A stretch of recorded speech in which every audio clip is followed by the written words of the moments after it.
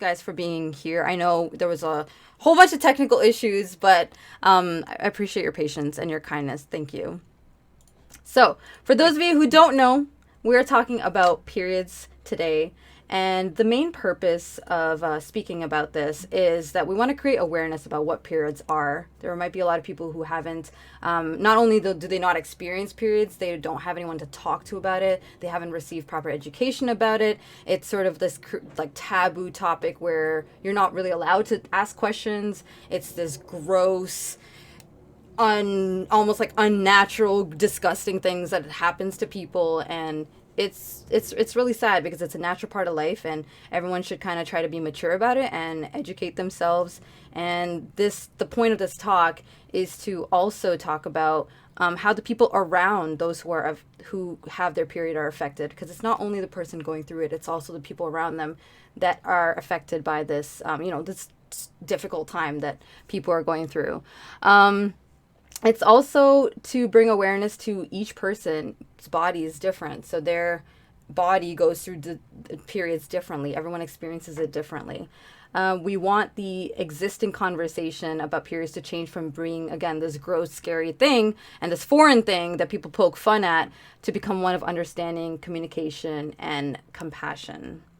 And I do want to start by asking chat a question. How many of you have made or heard a period joke being made?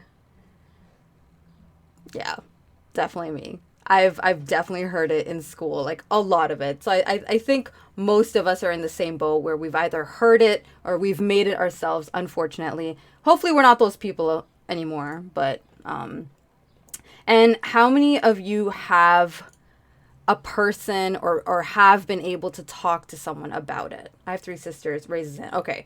How many of you, I've heard about it, probably made it since it was a dumb kid? Okay, that's good. And that's fine. As long as we're no longer those people. And how many of us have someone that we can go to ask questions about our period, or have talked about someone about our period before? I was lucky that I have a mom. Okay, you guys too. Rain, did you ever have anyone to ask questions to, or? Oh, I was basically raised by my mom and my sister, so yeah, yeah, it was a pretty normal. Like you grow up with family, and my family was not the most open, but also not the most closed. So it wasn't like something that we just talked about casually, but it was certainly something I could ask about if I was like, What is that? Yeah, yeah. what's going on there? Yeah. Um, yeah. Well, that's interesting. Okay. Brandon, thank you so much for that host. Hi, Zilla Manila. I think Rain is still kind of quiet. I don't know. I put him at 200. I don't know what I did wrong or should do. Are you guys turned up on your end? At we're at the same settings I imagine that we usually use for voice chats. But if you want to, you could also slap a gain filter on that. How do I do that? Right click your desktop sounds. I think that'll work. Is that right? I haven't used OBS in a while. Right click your desktop sounds, click filters, add filter, add gain, or it should be like gain or high pass. Is it mixer? A few different options. Well, the mixer is like where it holds all your audio. Oh. Yeah. So I'm clicking on settings?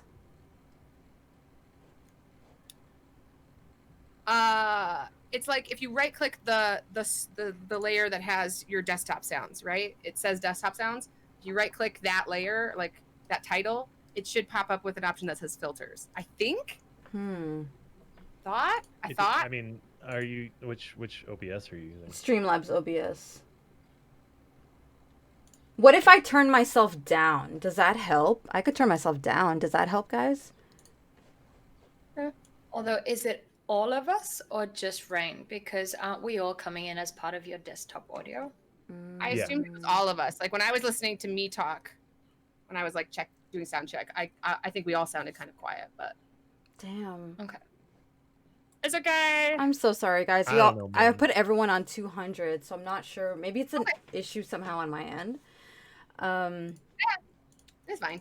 Okay. As long as they can hear us. Yeah. Yeah, I think recreational is probably right. Yeah. Everybody else just talks louder than me. Oh, okay. I think that's You're gonna have actually to probably cradle your Okay, never mind. microphone. that's probably closest to the Yeah. truth. You're gonna have to. Get super Yes. close, make it an ASMR type. Let me just turn the gain to max. See Oh, you sound Oh. louder. if that does You do sound anything. louder. Well, that's what the knob does. That's good. That's good. Okay. That's what he That's said. what it's for. That's for. Let me take the pad off and then turn the gain all the. Oh wow. Whoa! Whatever the pad was doing was a lot of padding. Yeah. Yes, it was. Fuck. Okay. And speaking of There. pads, And speaking of pads, exactly. That's a good one. We'd Nice like to. segue. That was a good segue. pretty I would good. like to start with the first question, which is, what was your period like? / what was your first experience with a period? So, Rain, do you want to start us off? So by experience, it could be like Yeah, your sister, obviously. anyone. Yeah. Yeah. I mean, I don't really know. You know, I don't really recall whenever my sister, 'cause she's about a year and a half older than me. Whenever she, first got her period or anything like that, I was oblivious to it. Like, I'll tell you that much. It was not something that was like, your sister's going through a lot of changes or anything like that. So, probably the first time I ever heard anything about it would have been in school, either through like through biology sort of course or something. It wasn't something that like anyone that I went to school really talked about. And so really for me as a guy, like my understanding of it came from mostly from jokes made by other guys, Yeah. right? Like because when you're a kid, you're all of that sort of like juvenile sort of like scatological and anatomical humor and all that sort of stuff is really really funny. Really funny. Yeah. And Exactly. stuff about like periods and stuff is really funny. You think, because you don't know any better and you don't have any taste because you're a child. And I guess really for me, when I started seeing someone in high school, when I actually like was dating a girl and we were 14 15 years old or something like that, and then it becomes like a thing, A right? Like you conversation. date someone for a while and you stop like avoiding talking about those things, and you're just like, yeah, okay, I'm on my period, and you're like, oh, okay. Ah. What is that? How does that, do I need to do? What do I do? do? Is it contagious? Yeah.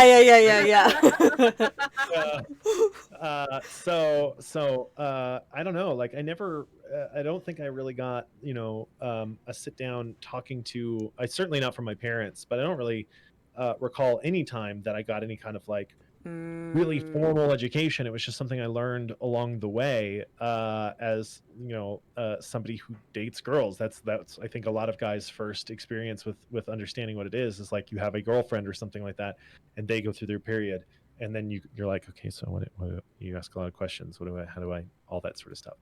And were they receptive when you asked your questions, or were they like, I'm too embarrassed like to talk about it? It's weird. I don't want to talk about it.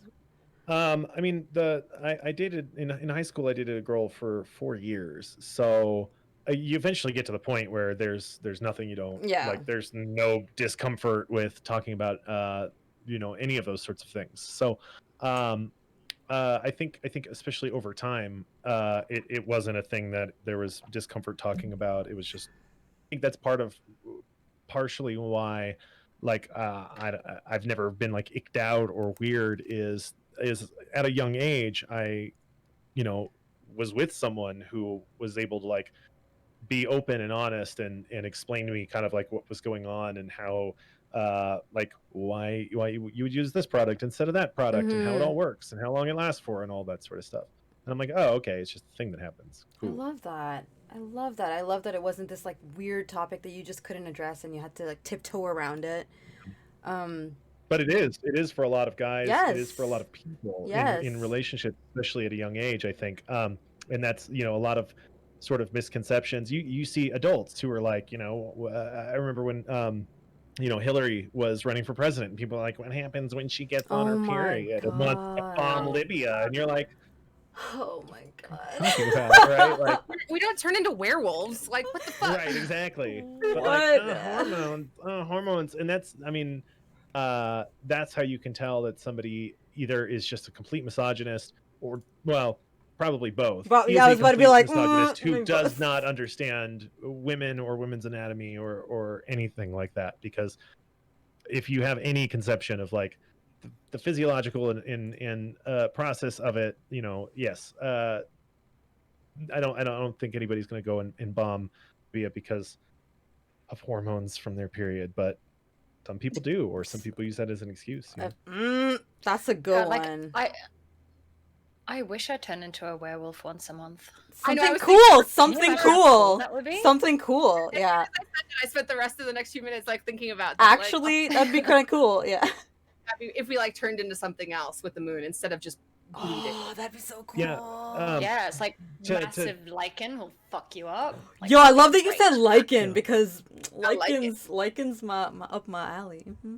Yeah, there's a B, you said never any actual conversation about any of those subjects, and for me, when I think, if I'm recalling correctly, like talking about periods during sex education, they like took the girls away, right? To talk about these sorts of, like, to talk about girl stuff, right? Because the boys don't need to know, they're not having periods, and I think for young women, it's very like scary and private, and so I think there's a portion of that was like, you know, let's get these girls in a place where they feel comfortable talking about this, but then the boys don't get to fucking know what the fuck is going on with the thing. Yeah. And so we're just left to speculate. Taken away. There was no like companion talk for the boys where they were like, boys, like, just so you know, women are like, girls are going through a lot of changes at this age, and this is what they're doing. There was no like mirror talk version for the boys. You guys just played dodgeball? No, not for me anyway. Yeah. Holy shit! Wow. What was your That's first so one wild. like, Anna? Yeah, like it was always very, very undramatic in my household and in my school. I think, like, I don't even remember when it all started. But like I don't have any memories of anything being weird or strange or taboo. But yeah, my family's always been very like happy to talk about things, and Mum was just like, cool, well, you know, here's pads and here's liners and what do you need, and you know what, now we buy this and now we buy that, and I'm like, okay. Oh wow. And that was it. Like, it really, I mean, but we had the whole conversations, like I knew from when I was a young child about like how babies were made and like all the biological things. Like I knew everything already. So when I got my period, I was just like, cool. I was warned about that. It's gonna come. It's here. Yeah. Yeah. I love that. It's so interesting. My experience was so undramatic. Exact opposite of that, basically. My mom was hospitalized when I was like in second grade, and I was raised by my grandparents.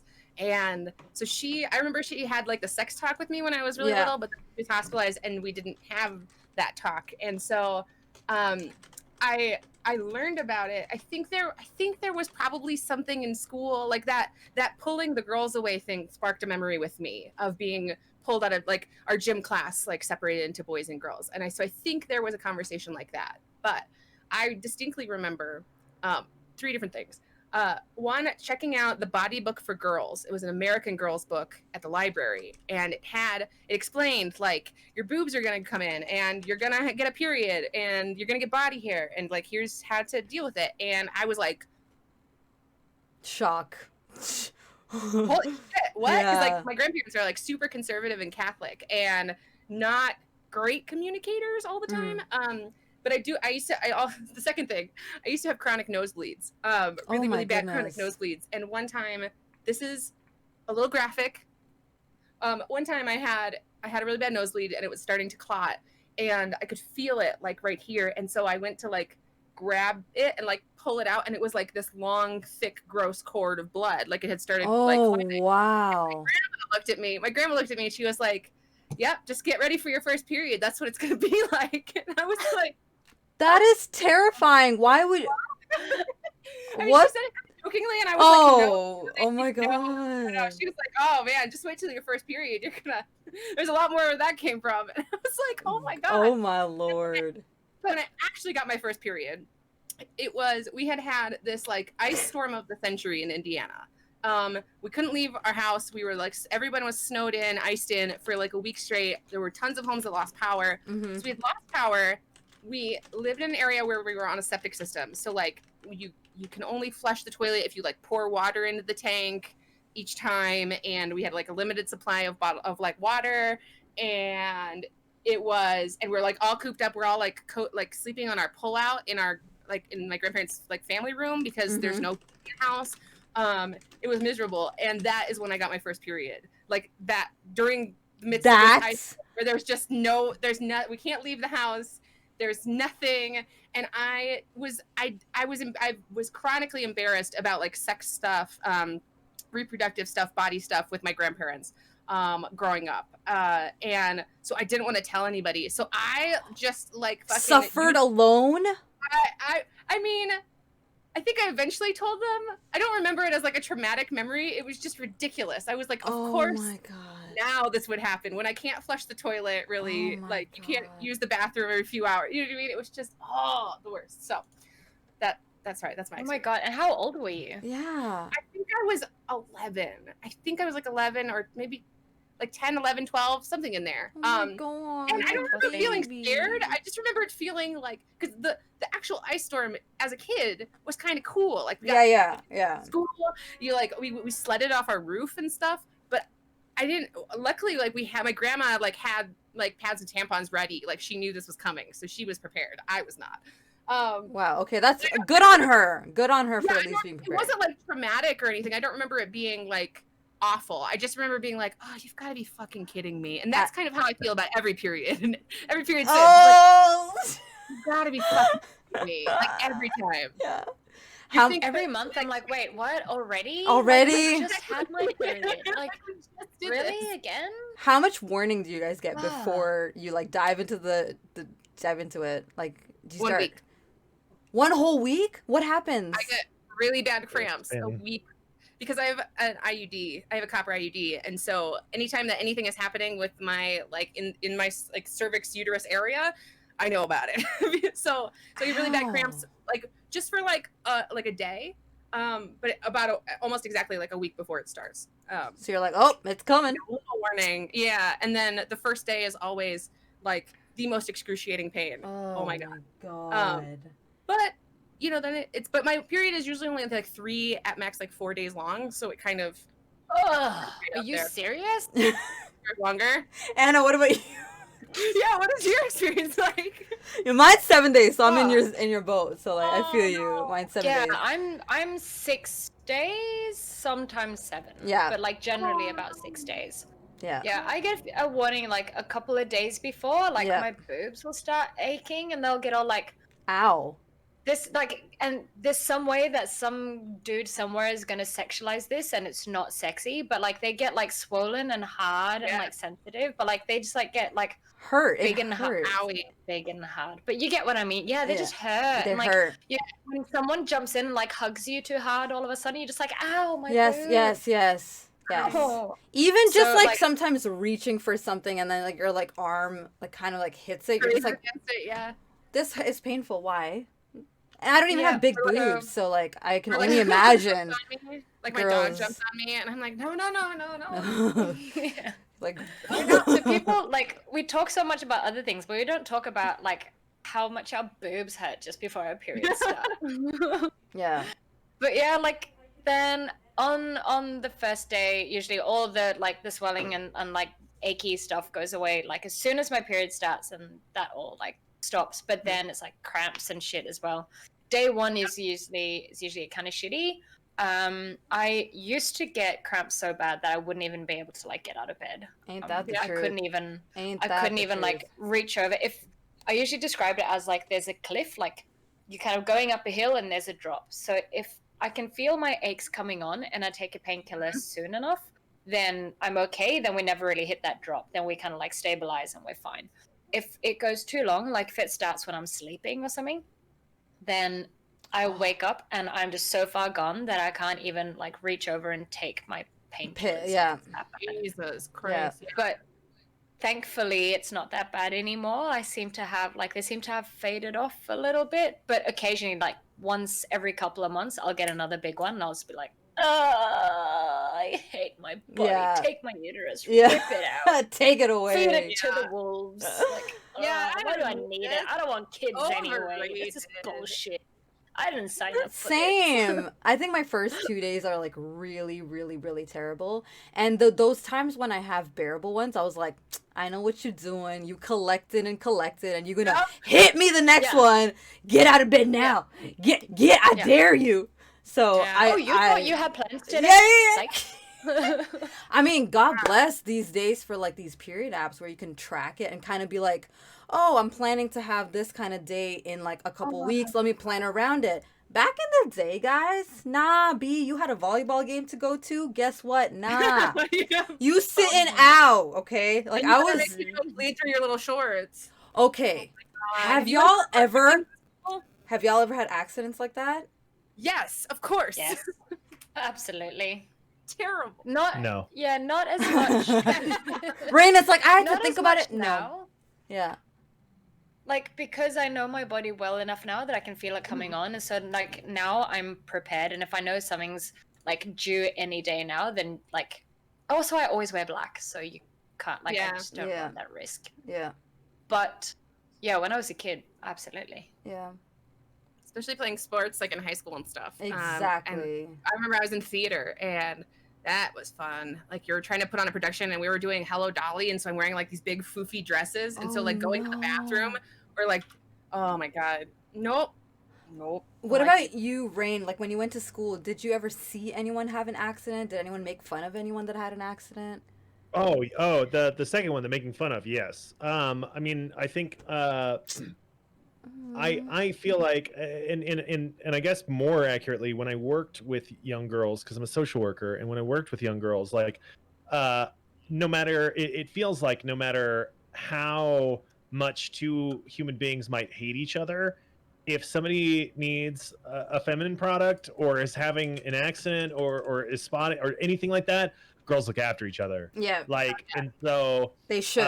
You would know, like somebody would be, in the middle of class, and a girl would kind of like get up and walk out, and another girl would follow her, and they'd go and like sort of take care of each other. And I think when you're a boy and a teenager, you're just like, okay, that's weird.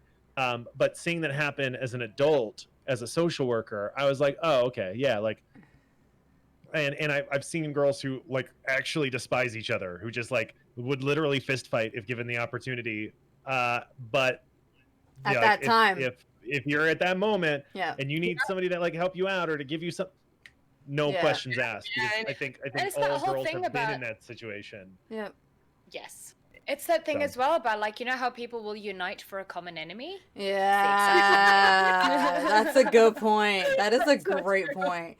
That's actually very true. Like when I was in university, there were a couple of times where I'm like, I feel it coming and I'm not prepared.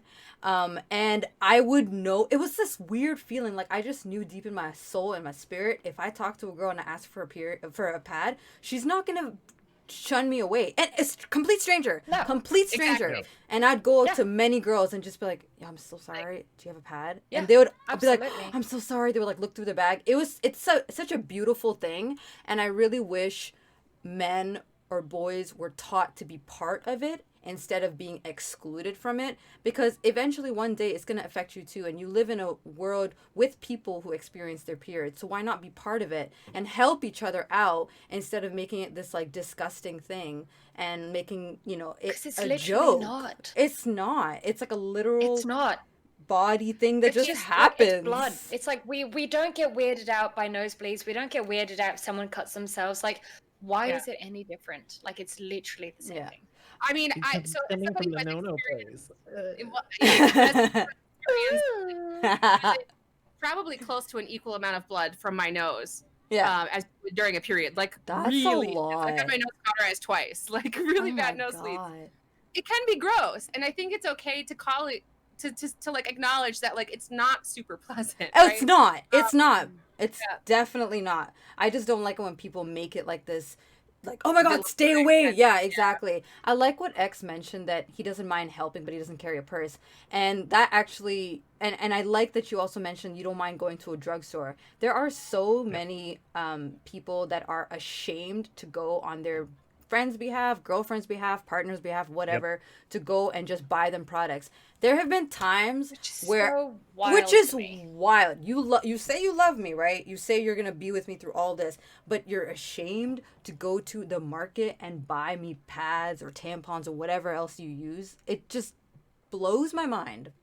Tell me. For anybody watching this, no, exactly. For anybody watching this, if like whoever you are, if you have a period, if you're a person with a uterus that bleeds, do not date someone that refuses to go buy things for you when you're on your period.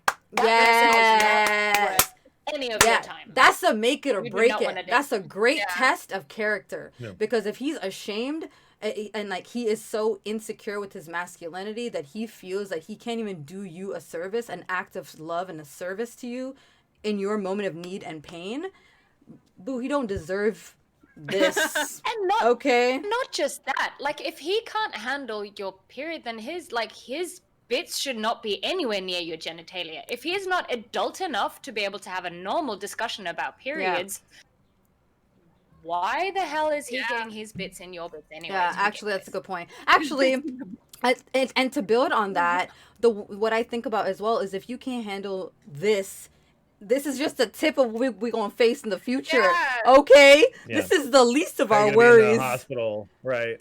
If you decided you want children, watching a baby get born. She gonna shit herself. Yes. You better be ready for that. Yes. She might rip up down there, and you got to be right there beside her. Are you going to be like, no, babe, sorry. It's too much for me. I can't. I wish you luck. I'll see you on the other side. I wish you luck. I'll see you on the other side. Yeah, GLHF. Honestly, that is not someone you want to father your children anyway. Yeah. Oh, yeah. Guys who are squeamish about it, right? Have insecurities about masculinity. Yes, because exactly. Because a tampon, a pad, any of these sorts of things are feminine products, and if you like, and there is a 0% chance that anybody in that place is going to go, that man needs feminine product, right? Like, but that's the worry, right? Is that you're going to be seen buying this feminine thing, and that makes you feminine, and I'm not a feminine, I'm a man, and it's like, just shut the fuck up. Yeah, just do it. Dude. Like, if get anything, some ice cream while you're at it. Exactly. Like, help yourself out. Do yourself a favor. They all know that you're getting some. Like, let me tell you guys something for 2 seconds, okay? It is so attractive when you're in your cycle, you in your time, and your man's like, babe, sit tight, I'll be right back. I know exactly what you like. I know you like your French vanilla, your chocolate chip cookies, your blanket. I'll get you a heating pad. I'll get you some pad, extra large, with wings, without wings. I'll get you it all. That's fucking hot. That's a man who will take care of you, or like your partner will take care of you. That's cute. Tell me. That is called long-term foreplay. Oh, I mean, let me tell you why. Why does it have to be long term though? When they coming home, they getting some. You know what I'm saying? Why it gotta be long term? That's very true for, man. Yeah. I mean, that leads us also, to I feel like this could be my segue into talking about menstrual cups. Go for it. Yeah, do it. So there's a menstrual cup called the Ziggy cup, which I haven't actually bought yet. Okay. But which I'm gonna try. I'm gonna get that next. But the Ziggy cup doesn't even have like, I don't know if people like. Do I drop a link into the thing? You can Google I'm Googling it right now. Someone can drop a link into the thing. But a Ziggy cup is literally just like a little silicone cup, and you, similar to like any menstrual cup, you fold it and you pop it in, and it expands on the inside, and then it just sits there and. Oh, look at that. I'm just watching all the things coming up. There you go. Is this it? Ziggy cups. Okay. Yeah, exactly. And so, so you just fold it and you pop it in, and then it expands on the inside. And so you can have sex with that in, and it doesn't, like, do anything. Wait. So how far up does it go? Does his dick get all bloody still? Like, what's the arrangement here? No, I mean, I haven't used it yet. But there might be, because obviously there's like general like lining being shed and stuff. Right. But like he's not going to be completely like pristine, I'm sure. But he wouldn't be anyway. If we're going to get real graphic and real vulgar, if you've got like dick inside your vagina, then like he's gonna get all kinds of things on his dick anyway. But You put God. that there, I think and it then- goes up. Yeah, I think it goes okay. really I'm up trying there. to, like, So you visualize. go in through the vaginal like tunnel, and then you pop it up over. So where the uterus, like the opening of the uterus, leads to the vaginal tunnel, it just sits on top of that little like opening. Oh, okay. So Okay. that Okay. the uteral opening, like where it fits opens up. inside the cup. Okay. Yeah. Oh, And so sorry, just to add something really quick. For those of you who don't know what the period exactly is, it's the excretion. I think it's the excretion of the endometrium lining, which is created by your body, like with the nutrients and stuff needed or necessary to help your child grow. And when you don't use it, right, you don't get it fertilized. It just drops down. So that's what that is. In case anyone, just shed it. Yeah, it's just the lining of the uterus that becomes thickened in order to prepare for an egg, but then when no fertilized egg comes in, all that lining goes, cool, we're not needed, and so the body sheds it. Yeah. That's it. That's all it is. It's Yeah. like I Nothing don't know. dramatic. Yeah, exactly. I'm not needed. So exactly. a cup will like collect that, and then depending on like how heavy your period is, you empty it every couple of hours. So I have another menstrual couple called a Luna cup, and so it's basically the same thing except it's got a little like bit on the end. So it's like a cup with a little, imagine a wine glass but without the bottom of like the foot. It's just like the cup and the little like pointy thing that sticks down. But as well, it's only like this big. It's silicone again. You fold it, and you pop it in there, and expands on the inside, and it does the exact same thing. It just sits there and it holds everything. And then every morning and every night, because you can have it in for like up to 12 hours. So you can have it in like overnight. You can have it for the full work day. You can you don't need to worry about anything. I have not bought a tampon or a pad or anything in years, literally years. Like I have one menstrual cup. It's made of silicone. You sterilize it after your period every month. You just clean it, sterilize it, and that's it. And then you use it again the next month. Oh my god, that saves hundreds of dollars. This might be a weird question, like actually hundreds of dollars. How do you take it out? Because I'm guessing the way I'm thinking about it is like a cup full of water to the brim, right? Yeah. So if you squeeze it and pull it, won't it kind of like gush out or sploosh out? So it doesn't really fill to the brim. It's usually about 2/3 of the way full. So it doesn't again, it depends on your flow. Right. But when you start getting it out, because you grab the base. So where that little spike is, I call it a spike. It's not a spike. Oh, okay, little, because it's a little pointy. Okay. I didn't know that. So you kind of grab that, you squeeze the base, and then because it's silicone, so it just kind of goes whoop, like this, and then you just shloop, it pulls out, and then because you do it over the toilet. So you do it over the toilet, so you just pour it into the toilet, then you give it a clean, you give it a wash, and then you pop it back in, and that's it. That's it. It's so easy. That is so interesting. What do you have now? Changed my life. The one I got cost me about $30, I think. What? Dollars. Yeah, it's gonna save you so much money. And I've known about the Diva Cup and Luna Cup. I've heard of these for years, right? Yeah. But it just seemed like, no, I'm fine. Tampons are cool. I don't have a problem with it. It's not tampons are so shit.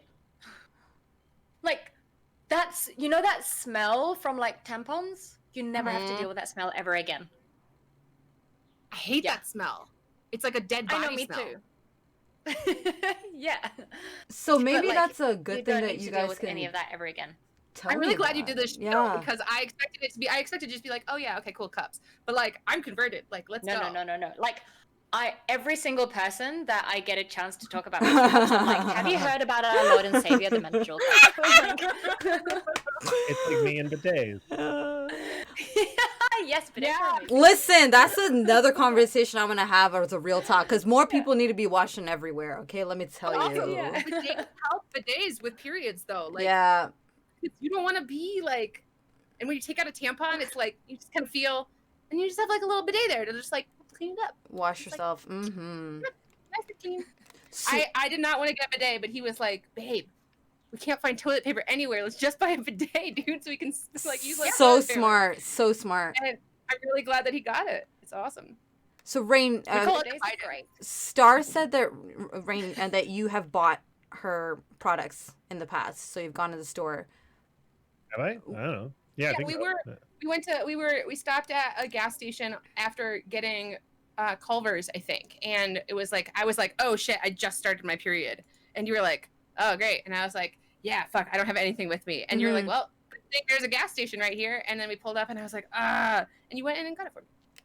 Oh, okay, yeah, sounds right.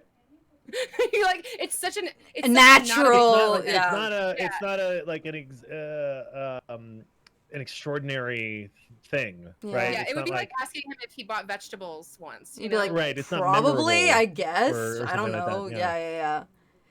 So for those of you who don't know, and was it, and did you get any weird looks or anything? What was the experience like? I guess if you'd remember at all. I've bought feminine products for people on numerous occasions. Like, and I think maybe when I was younger, the first time, it's kind of like buying condoms, right? You're like, so it's like a little embarrassing because it's like a product used for something that is embarrassing. Right. And then eventually you grow the fuck up and you're like, yeah, okay, like I'm buying tampons or I'm buying condoms or I'm buying whatever it is. Like, it's not that big of a deal. They sell them on the rack. They're there for people to buy. Yeah. For a purpose. And I've never with any kind of like embarrassing product had somebody be like, oh yeah, girlfriend on the rack, like there's never nobody is inviting that kind of shit into their life. Like the cashier doesn't give a shit who you're buying. Like I could be buying them for my first aid kit because they're great for nosebleeds. It doesn't matter. Their job is to ring up the thing and my job is then to pay for it. Yeah, they don't get paid enough. Cashier. No, they don't. And that cashier has seen 1 million people buy tampons every single day of their lives. They don't give a fuck about your exactly. Please listen to this, guys. Please, for anyone in chat who feels embarrassed or could or think that I could never do something like that, listen to this. This is 3 different people with 3 different walks of life, literally saying the same thing. No one cares. So if you are ever in a situation where you have someone that needs you, just do it. It's just the kind, compassionate thing to do. It's just it's just the right thing to do, Kind of get over yourself in that moment and just it's not as scary and as you think. If you're hungry, you buy food. If it's a thing you buy to solve a need, right? Like to meet a need in your life, just like a zillion other things that we purchase. Exactly. You buy cleaning supplies to clean. You buy tampons for periods or pads or cups or whatever it is, right? Like it's not 51% of the planet, menstruates. Like it's not a big deal. It's not. Exactly. Nobody cares. The majority. The majority of the world's population menstruates.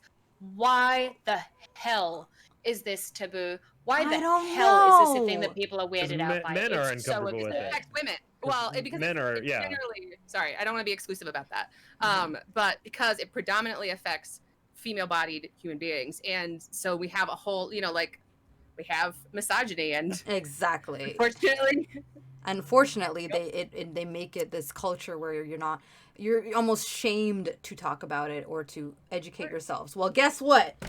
Right now, bet your sweet bippy that if men like, girl, everyone would know about it. Everybody would be talking about it. It would be like, I'm so fucking manly. I fucking bleed. Yeah. You wanna know how much I bled this month? I bled so fucking much. Yeah. They would have like special beer and stuff.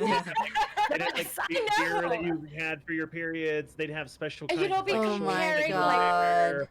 You'd be comparing your my flow. cramps are this hard. Oh my god. My cramps are this hard and my cramps are this tough. Like how tough for you? There would be an app for dudes to upload their period chunks, just like those guys who compare shits.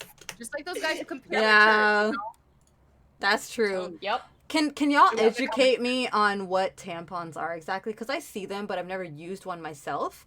So I just saw that you were looking them up. Yeah. So how does one? What is this? Here, I'll go get one. So while she's doing that, so a tampon is a bit of generally cotton or some kind of fabric thing that is wound up and into a tight little thing, and then it's got a little string in the middle. So when it goes in and it gets soaked in, like you can do this in a glass. You can drop it in a glass of water. It'll expand and absorb the liquid. So it's literally just like a little fabric plug, basically, that just sits in there and then absorbs all the liquid coming in. So are you putting up the fabric, or are you putting in the plastic? Just the fabric and the cotton string. So the plastic around it. So in that image over there, they've got the blue thing. That's just the protector. That's like the applicator. So you can use that. So you can buy a tampon with just the tampon, where you just put in with your finger. Or you can get ones with an applicator, where you put in the entire plastic thing, and then you push the back so that it pushes the tampon in, and then you just pull out the plastic. Which is that bottom, thinner part. Thing. Okay. Thinner part, exactly. So that entire blue thing is just to help you insert the tampon, and then you pull the entire blue thing out, and it leaves the thing on the right, which is just the tampon on the string. It leaves that inside there, and then after a number of hours, whenever that's soaked up and expanded all the liquid, you just pull that out. Now, I would say that there are a lot of I think advantages between pads and tampons, right? I think that the tampons have the advantage of being a lot less noticeable. Like you don't when I put a tampon in, if you put it in correctly, you shouldn't feel it. If you put it in at the wrong angle, then it'll feel kind of wonky. But I walk around, I can wear short shorts, I can wear skirts, I wear whatever, and I don't feel. I remember when I used pads when I was younger, and I always felt bulky and sort of.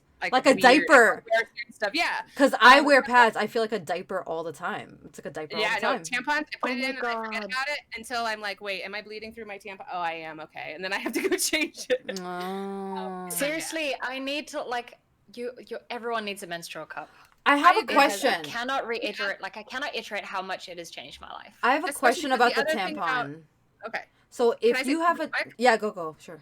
Was just that if you so tampons are designed to be worn for they say up to 8 hours, but you generally don't want to leave them in longer than 6 because toxic shock syndrome is a thing, and it's pretty much only associated with tampon use. So what is that for us to don't know? Toxic shock syndrome is something that happens when you leave in a tampon for too long, and bacteria collects in that area, and then starts shutting down various systems, and it can be it can kill you.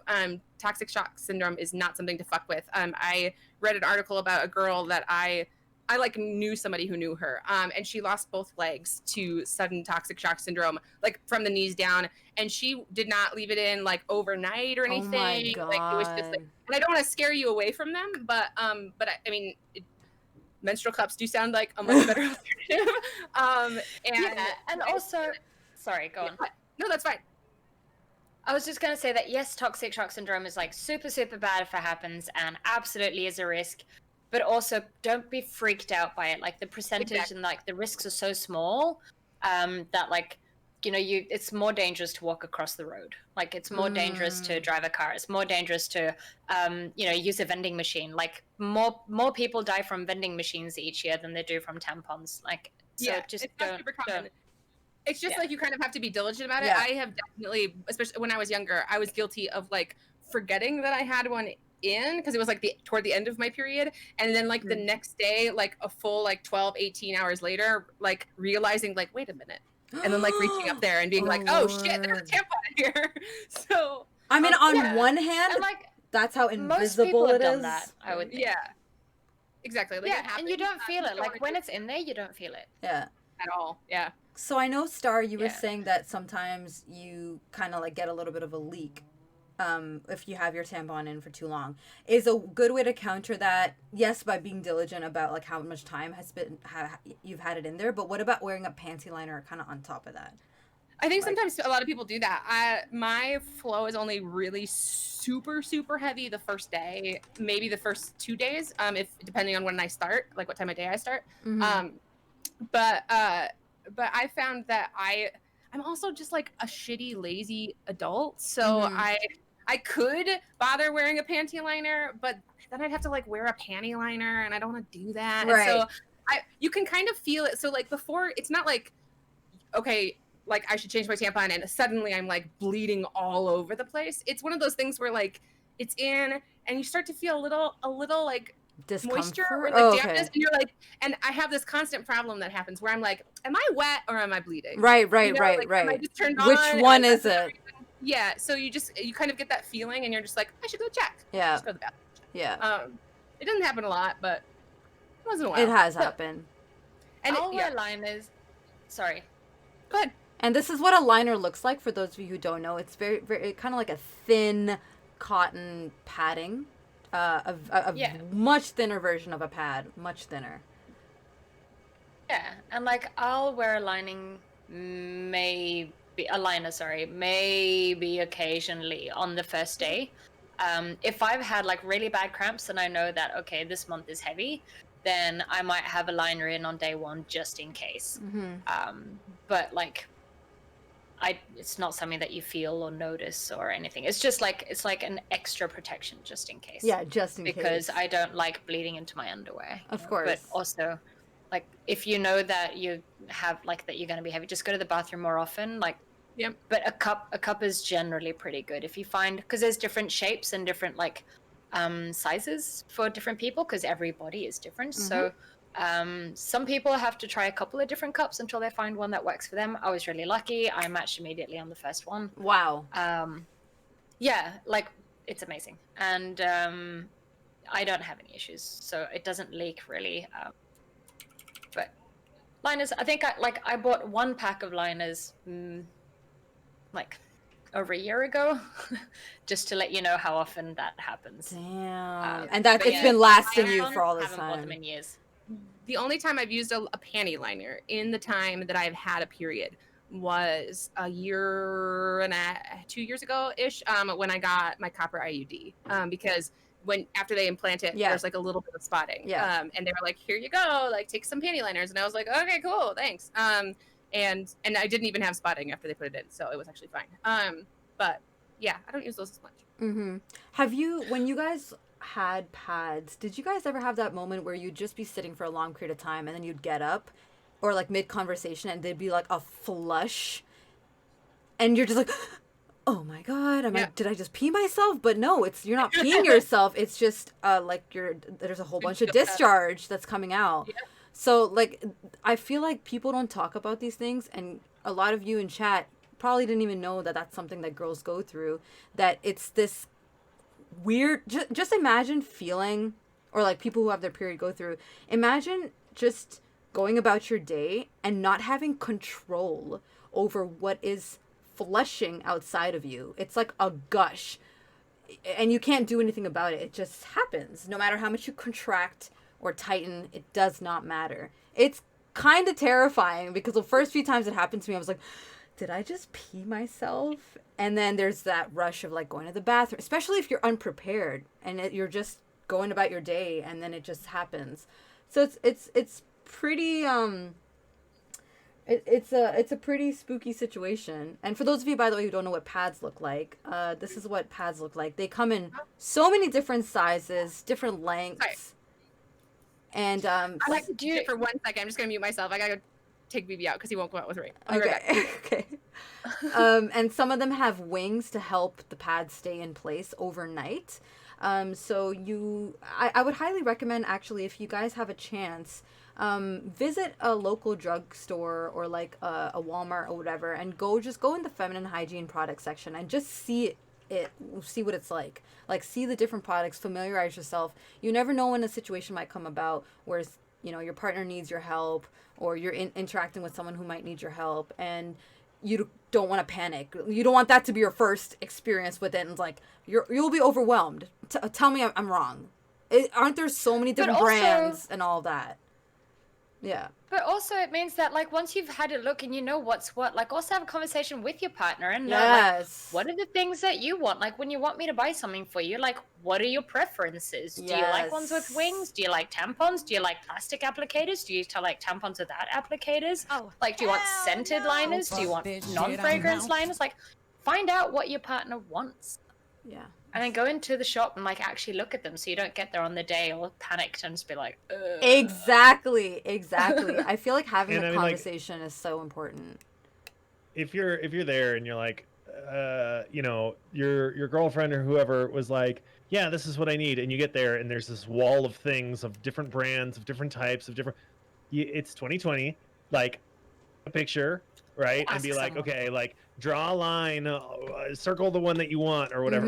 Like, is it this one? Is it that one? Like, it's not hard to get it right and ask a question. And like, that's an extra like 10 seconds that you're standing there. Oh no, like once you FaceTime, whatever it is, FaceTime. right? Fuck yeah. Like pull it up and be like, all right, this one, this one, this one, like until you get the right one. Because if it was something where I don't know, if it was like this is a terrible equivalency, but if I was like, okay, I want a Whopper, right? I was like, go to Burger King and get me a Whopper. And Star came back with a bucket of chicken from KFC. I'd be like, what the fuck did you do? Like, I don't know how. Like, well, that's not what I wanted. That's not what I'm looking for, right? Like, you would expect if you ask somebody to get you a certain thing that they're going to get you the right thing. The right thing, yeah. And if you don't know what the right thing is, that's okay. There's nothing wrong. Like, a lot of dudes don't know what the right thing is. So just ask. Just ask. Because otherwise you're coming right back there 10 minutes from now when you get home. Like, absolutely. hey, I got you this thing. And they're like, that's not the right thing. Yeah. Go back and get the right thing. Yeah. And also, they're going to look at you like you're dumb.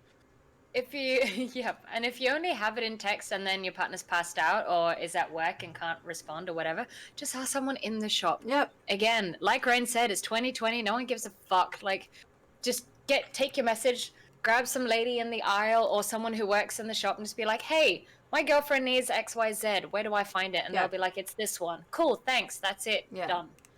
I will say on the other side of that situation is a non-receptive partner or a partner that's being completely unfair and is punishing you for not reading their mind.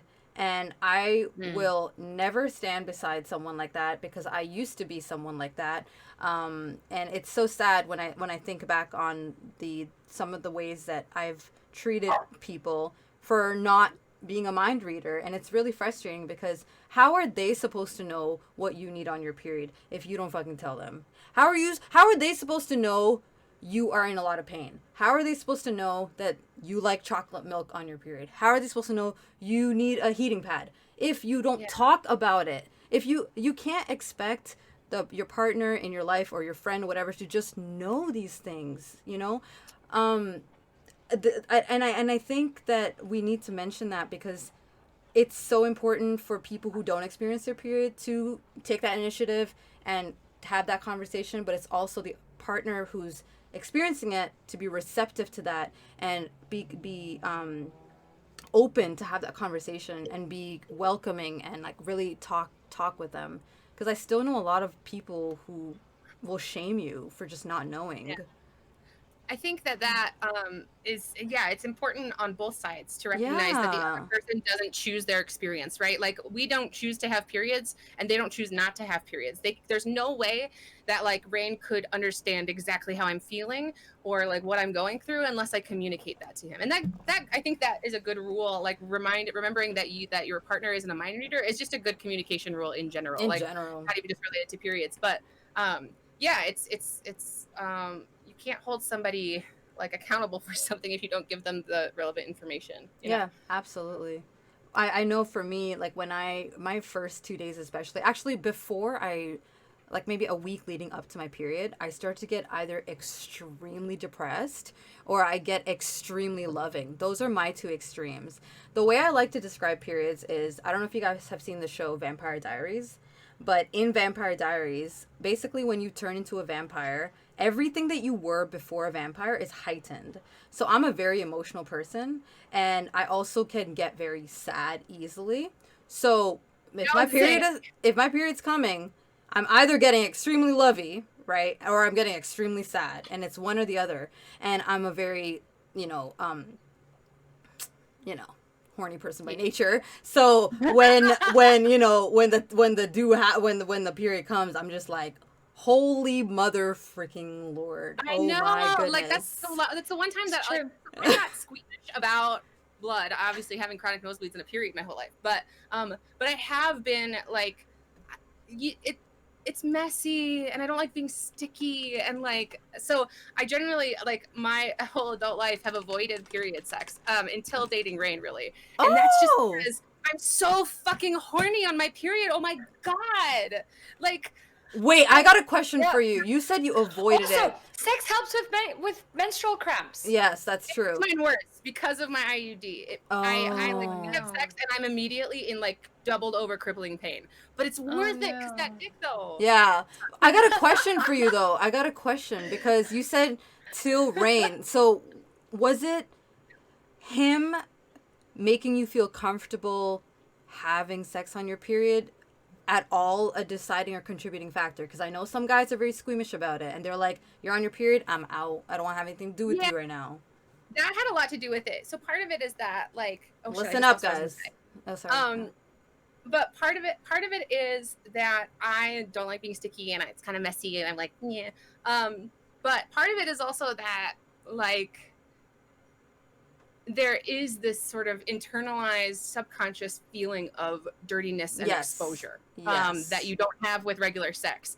And so I always like my whole adult life have called my period blowjob appreciation week because that's what you get. That week, we're not gonna fuck. We're just gonna have a lot of blow. And yeah, it wasn't till Rain, and I think it's because he made it so not a big deal. Like he's just been so casual about the whole thing, and like like he'll ask, he's like, is this like day 2 or is this like the end? Because you know there's a difference. Like, is this little mess or a lot of mess? And I've never had anybody treat it that way before. So yeah, that definitely was a contributing factor. Yeah, I definitely feel like if your partner makes you feel gross, if they make you feel unwanted on your period, let them go. Because let me tell you, when you, like, I'll speak for myself because everyone's different. Everyone experiences differently. When I'm on my period, I'm, like, extra emotionally vulnerable. So that's when I need that affection. That's when I need you to be like, babe, you're beautiful. You look amazing. Like, and don't force it. But, like, if you feel it, say it to me because that's what I needed. I feel bloated. I feel disgusting. I'm probably, like, having pimples and stuff. Bloated is probably the worst. I'm probably an emotional mess. I'm fat. I feel fat. It is like, ugh. Yes, it's like 2 months pregnant or something. So yeah, honestly, it is. So what your partner can do in a moment like that is just be that kind and compassionate person, and your job is to explain to them what you need on their period. I think after that first initial conversation of this is what I need on my period from you, if they don't deliver, that's a them problem. Before that, it's a you problem. You need to give them, the lowdown. And I think that the people don't talk enough about the depression that hits you when you're on your period. Like, I get really sad and I just cry, and things can make me cry very easily. If you just hurt me like a bit, it would just, like, I'll feel so broken. And what I was saying about the vampire bit is, yes, it's like partly a meme, but the other part of that is also that you do not have control over these feelings. Some people have even told me, like, you're going to experience your period and feel fat and unattractive, so why don't you just, like, get over it? I can't control it. It's a hormonal imbalance that's happening. Your body's going crazy because it thought it was going to get pregnant, and it's not. So your body's losing it, right? So just be compassionate. When I'm PMSing, like, I will also know that I'm PMSing because everything will make me emotional, and I'll get really upset over the tiniest little things. And then, like, I realize, when you see puppies on Instagram and you're just like, oh, so cute. And you're like, oh, fuck, I'm PMSing. And that's when, like, when I'm like that, like, if a cloud is too fluffy, I will cry. Like, it's just so fluffy. It's so soft.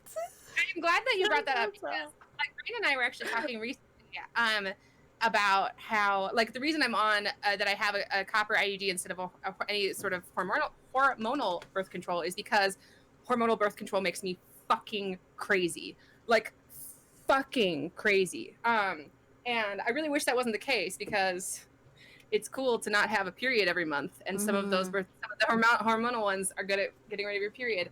But I tried it in my early 20s, a couple different kinds, and I was like a basket case. We were talking recently about how like I feel like I might. We've been trying to figure out. I was diagnosed with bipolar disorder a few years ago, and I've been wondering if it's tied to my period because it's so strange how you can go into your period like that week, right? Like I am a normal, sane, logical person. Rain and I have rational conversations about things we disagree on or whatever. We were driving out to the mountains to like go. He wanted to take me so that I could fill up my bong with water from a natural mountain spring so that I could just like smoke a bong out in nature. It was like this beautiful, wonderful thing he was doing for me. And by the time we left the place, I was like sobbing and I was like, are we gonna break up? Are you mad at me? Like, is this really is it the end of the world? Is this like apocalypse? I was like losing my shit. And I couldn't even explain to you the logical underpinnings of why I was feeling that way, but I was like convinced that the world was falling apart and that like our relationship was doomed and stuff. That's terrifying. That's terrifying. Like, of all people, right? And it sucks because then like, you know, a day or two later, I was like, oh my, like I started my period that day, and then a few days later, I was like, holy shit, like I think it was the next day I came into you and I was like, did we have like a really long fight in the car? Like I have vague memories of this, and part of it was that I was high, right? She's really high, yeah. I was really high, but also like on like very regularly, like every month, my period comes and I have a meltdown about something. Yeah. Who knows what? But it's like you see the cliche like, oh, I'm crying over like clouds, right? Like I'm crying over everything at the drop of a hat and blah blah blah, and you kind of learn to laugh at it and be like, oh yeah, women are they're just crazy on their periods, right? PMS, huh?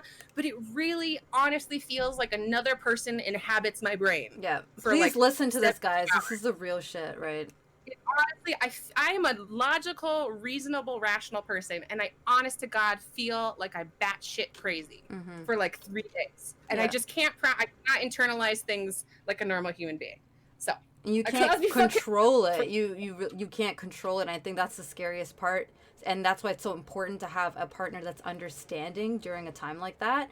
Because otherwise, you're going to have, unfortunately, those people that are constantly making jokes about it and saying, oh, she's such a B, she's PMSing. Oh, why you got to be so, B because or they don't take it seriously. Or they don't take it seriously. And it's like... do you understand how difficult it is for me to just carry on this conversation with you when and then this is the other thing that upsets me, right? People normally do very, and I don't like using this word, but I will say it, they do very stupid things, okay? Things that like forgetting your anniversary or leaving their wet towel on your side of the bed when they know you're going to come take a nap after work. You're going to be pissed about that. They do things like that on a regular basis. Let's just say they do that. I'm sorry, who leaves wet towels on the bed? It's a thing. Nobody. Apparently. No, it's a thing. My friend, livid. Psychopaths. Yeah, although actually, it would probably cool things down. My friend's boyfriend, like who she lives with, he does this to her all the time. Yeah, no jokes. And she's had like talks with him. She's had talks with him. Dump him. He's an animal. He's a psychopath. I know. You don't gotta tell me twice. I leave wet towels like everywhere, but I don't. That's different. Not the bed. It's so weird. If I do, I definitely put them on my side. So see, let's just say they're that kind of person. They do things that a normal person would find annoying. And then you're going to do that shit on my period, and I'm probably going to blow up at you, and then you're going to blame it on my period. No, you're just doing stupid shit, and on my period, I maybe have a little bit less of tolerance for that stupid shit. So don't blame it on my period. It's just you doing stupid shit. Right? Am I right or am I correct? Oh my God. Yes. Look, I'm not going to blow up at something that I wouldn't usually blow up at. It's just the fuse is shorter. I will. Right? The fuse is still there.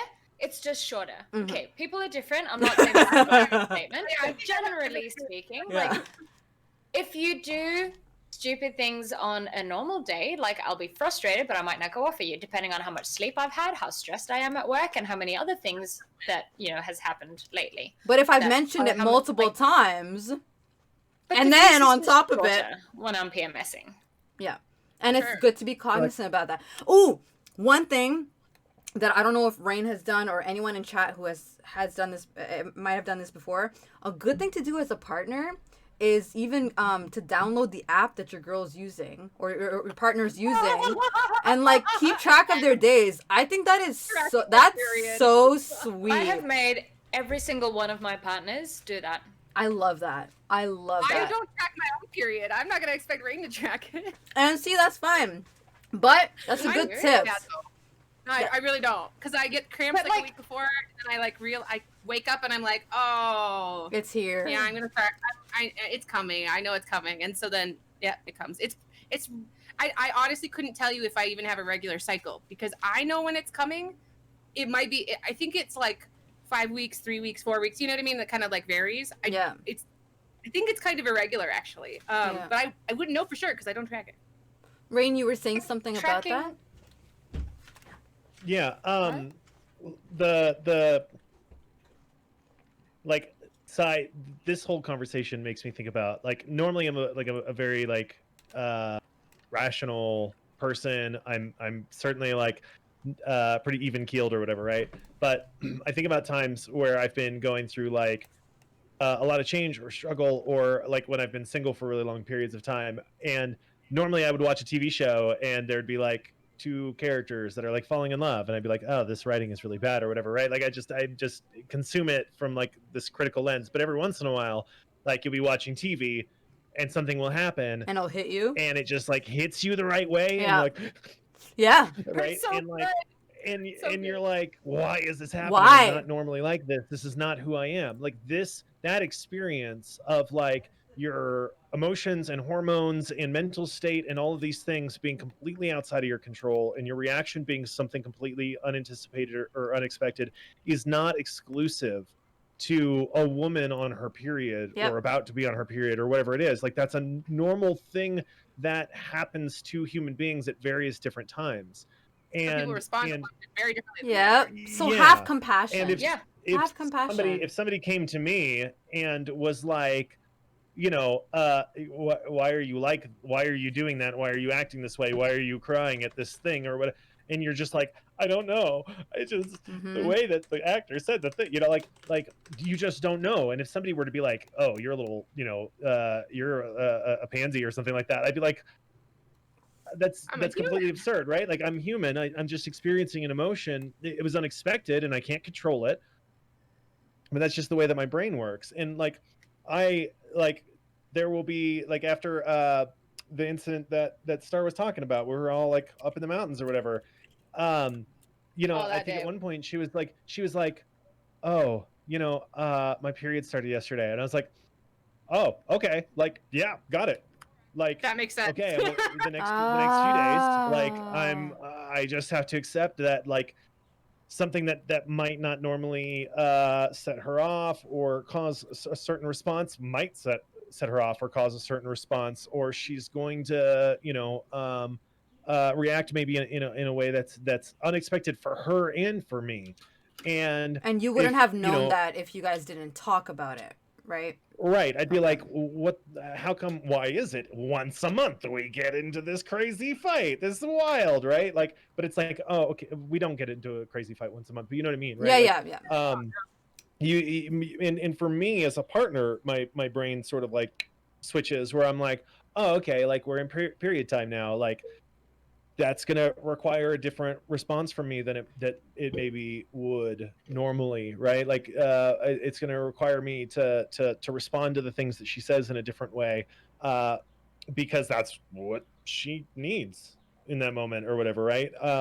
Because it's just a normal part of being a human being, is that sometimes your emotions get a little wonky or out of control, or you don't respond to things the way that you expect to, or then the way that you normally would, or whatever it is. I've known so many people who are like, oh man, you know, like, you know, she's like you were saying, she's a complete B-word when she's on her period or whatever. Yeah. And it's like, well, yeah. But dudes act as if that's like a choice, right? Or an excuse, you know, that people make to excuse bad behavior, which maybe sometimes it is, maybe sometimes it isn't. But like, I don't know, man. In my experience, like people are not going out of their way to cause trouble with their partners or to uh, experience traumatic moods. Like people like stability, and people do not go out of their way to destabilize their relationships. You know, for the gram. Like Yeah. it's just stupid. It's just stupid that like that people would act in that way. But guys a lot of times they'll act as if it's an intentional choice that a human being is making to make their life miserable Be difficult. Yeah. They're being difficult. rather than And the- rather than seeking first to or- understand and asking questions and being like, hey, is like, what can I do, what's going on here? And I do have the benefit of Star being like, you know what, it's Shark Week, like my shit's fucked up, and I'm like, oh, okay, like, right, like we have that Got that it, communication. So and to her credit, if she does have this like dramatic emotional response, she'll come back later and be like, look, I'm sorry, like I don't like I'm it's like Yeah, it was nuts, wasn't it? I Yeah, love that like- you mentioned that, because there will always be those people that will like take advantage of this difficult time and turn it into being a nasty person, just a rude, mean person to their partner and to others, and that is no excuse. Sure, we don't have control, but we got that much control to not be a complete dick. So We just Yeah. take a moment. And it's we to, just like, take a moment, yeah. real quick, we just take a moment to appreciate Keith Ledger. I'm sorry, I've been trying not to like, say Yeah. Whole other actor. Heath Ledger in the Joker, but it's Keith Richards, and it's Oh no! Oh watch that no! I'd watch that movie. I would watch that it's a too. Joker thing. I think he'd Oh make a fine my Joker. god! That'd be great. Yeah. Thank you. That's all I do. Hey, Yeah. man, why are you so serious? Like cigarettes hanging out of his mouth. Like Hey man, I don't even know what I do if I got one. Yeah. That's great. And like kind of rolling off of what Rain was saying, that we all get emotional for different reasons, or we can all get stressed, or we can all be volatile. Like if someone hasn't slept enough, they'll be they can be a monster. Oh my god! If someone's stressed at work, they can be a monster. If something happened in their family, they You're can be a hangry, monster. yeah. Like if I'm hangry, Insert so, Twitch shout out right here. literally, follow me on the Hangry Games. Yeah. So like it doesn't matter. Like I don't understand why we make such a big deal out of like PMS, because it's the exact same as anything else. Like nobody would be like, oh well, somebody hasn't slept enough last night. Like we don't say that to people. If someone has a freak out at work, if someone loses their shit at work, you just go, oh shit, he's under a lot of pressure. Yeah, clearly. he's Like, having a maybe bad we should be day. nice He's to him. having a bad day. He's She's clearly having a day. bad day. Maybe we should ask him what he needs. Like we handle every other situation like that. So why the fuck do we make a big deal about PMS? It's literally the same. I don't understand. I like that. I think Raven mentioned this, and you just touched on it too, though. That like we Excellent. period having people also have like a responsibility to make sure that we're not just like using it as an excuse for all of our actions, right? That we're keeping ourselves accountable. And like Rain said, like we had this whole thing in the when we went to the woods, and then the next day I came in and I was like, I'm really sorry because you didn't deserve that. Like you have to acknowledge that like other people are also affected by our emotions and our experience having our period, right? And when we hurt people, they're still hurt, even if you had a sort of good justification for lashing out or for being emotional or whatever. We're still people, and we're still responsible for our choices. I love that. Totally. I And if love that. And if you've had a shitty day and you've like lost your shit at someone at work, like you would go up to that person afterwards and be like, I'm really sorry I lost it at you. Like that's, I've had a shitty day, but I shouldn't have taken out on you. That's on me. That's the exact same thing for periods as well. Like, you're an adult. Yep. And I want to take this opportunity to also say, if there's anyone in chat who has friends that look down upon you when you are trying to get to know your partner, trying to cater to their needs when they're on their period, going shopping for them when they need feminine hygiene products, being understanding about them, advising them how to deal with their partners, and they look down on you for that, or they give you flack for that, or they say these terrible terms like being pussy whipped and things like that, you need to drop those friends, because those are not the right kind of friends that are actually going to get you far in life and be happy for your happiness. Because those people seem like they're children. They're backwards. It's small brain energy. Yeah. So like, leave him.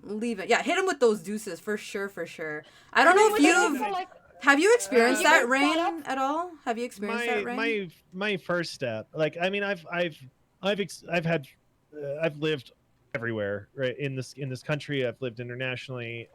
Like, I've traveled a lot of places. I've met a lot of different people, and I've met like ignorance of all different sorts, and I think that's what it is, right? It's ignorance. It's not necessarily malice or stupidity. It's the way that people were raised, or the education they didn't get, or any number of different things, right? And so when people, not just with like periods, but like anything, um, respond in a way that's like that, I think for me the first step is to be like, where is that coming from? Like, why? Or is this really is this about me? Is this about your feelings about your like that's not okay. Yeah. But let's talk about, or like let's talk about why that's not okay. Because if they are actually my friends, if they respect and value me as a human being, then hopefully they're going to respect and value me when I say, hey, look, like, why is that funny to you? Or why would you say that? And honestly, like, the sorts of conversations that are things that we've said, like, where we go, somebody's like, you're a pussy whipped or whatever, and like, that's meant to emasculate you. And the way it kind of works in guy culture is it's really easy to sort of emasculate them back and be like, are you jealous that I have a girlfriend with a vagina? Like, because if you're embarrassed about this, like, clearly you just haven't had a girlfriend with a vagina, and that shuts people the fuck up, a lot of the time. And but it also, like, with the way that guys work sometimes, like, that contention, that like verbal sparring is kind of like how dudes tend to talk to each other, and it can also open the door for like, but for real though, like, why do you care? Like, why would it be that big of a deal? Yeah, And it can open the door for that conversation, because I don't think most guys want to, I don't know, like, I think most guys who are like that don't know. They never learned, they never taught, they haven't had the relationship that they that would help them understand why it's not that big of a deal. And most people, when you open the door for like, okay, like, do you understand like what a period is and how it works, and that it happens really frequently, and that pretty much every woman has this, like, that's actually a fair point. That's like a complete fair point. Yeah. I think when I was thinking about people who were like giving you flack for it, I was thinking those like super ignorant people that even despite you explaining to them, trying to have a conversation, they're like stuck in their ways. Yeah, those are who I was talking about. But I love that your first reaction is to have a conversation and try to educate. We all should try to do that. But like, if we do our part and they still be, you let them go, man. You let them go, man. That's it. Yeah, and like that's always my go-to response. Like, every time anyone says, like, if they have a sexist joke or a racist joke or a transphobic joke or like any like kind of shitty joke, you just go like, dude, that's inappropriate. Or like, why would you say that? Like, it's just make you feel better about yourself. Like, what? And you don't need to pick a fight with them or anything. You just turn to them and be like, dude, why would you say that?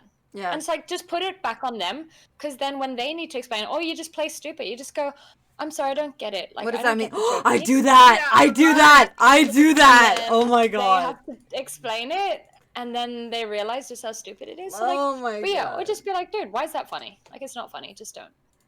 Yes, that is such a good way to do it. Yeah. We have just given you some great actually ways to handle situations in which you want to spark the conversation for education, but you at first you want to kind of call them out on what they said was inappropriate, uncalled for, not needed. So you could just say, dude, that was totally uncalled for, or like, what did you mean by that? Or that was inappropriate, or just don't be afraid to call people out, because you never know if you could be that sort of catalyst for them to start questioning why they're saying the things that they say, where it's coming from. Because I think Rain made a good point. A lot of things we do, sometimes are not actually who we truly deeply are inside. It's just the way we've been raised, what we've been told, our environment, our parents, our siblings, our friends. But like truly deeply inside, maybe we don't want to be those people, and maybe we're still searching for like the real, Raven, the real star, the real Rain, the real Anna. Right now, I wouldn't be a feminist wearing a feminist shirt if it weren't for a conversation like that. I always considered myself like, back in I don't know, like 2011. I thought feminists were all like man-hating, like, super, I don't know, whatever. There's like this, because that's how they're like portrayed. Right? Yeah. Yeah, that kind of, I don't know. And I was like, I was a pick-me girl through and through. I was like, not like other girls, not like them. I'm cool.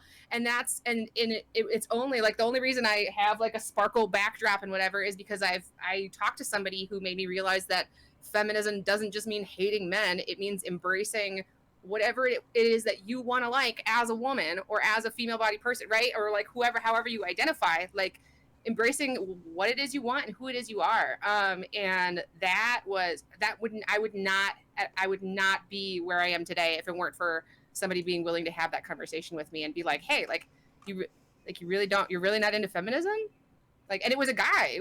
I ended up dating him. And I was like, and so he had this like, I was really interested in him and I wanted to impress him and I wanted him to like me and everything. And he straight up was like, wait a minute, like, you're against feminism? And I was like, well, not against it. Like, I believe in women's rights and everything, but, girls are crazy and stuff. I'm not like, and he would just shut that shit down. He was like, nah, man, that's not cool. Like, why are you vilifying other women? Like, why are you like all this other stuff? And I was like, oh shit. And it was like a total paradigm shift. And you're right. Like, you never know if you might be that for somebody, So really. Yeah, exactly. And that's the thing, like, we all grew up somewhere. Nobody's perfect. We're all works in progress. And like, no one's expecting you to be perfect at all times. We're just expecting you to acknowledge that you fuck up sometimes, call your friends out, and be accountable when your friends call you out. And just acknowledge that we're all works in progress. We're all like changing and growing and learning. I was a pick-me girl as well. Like, dropped a meme in the chat. I just saw it. And like, we learn.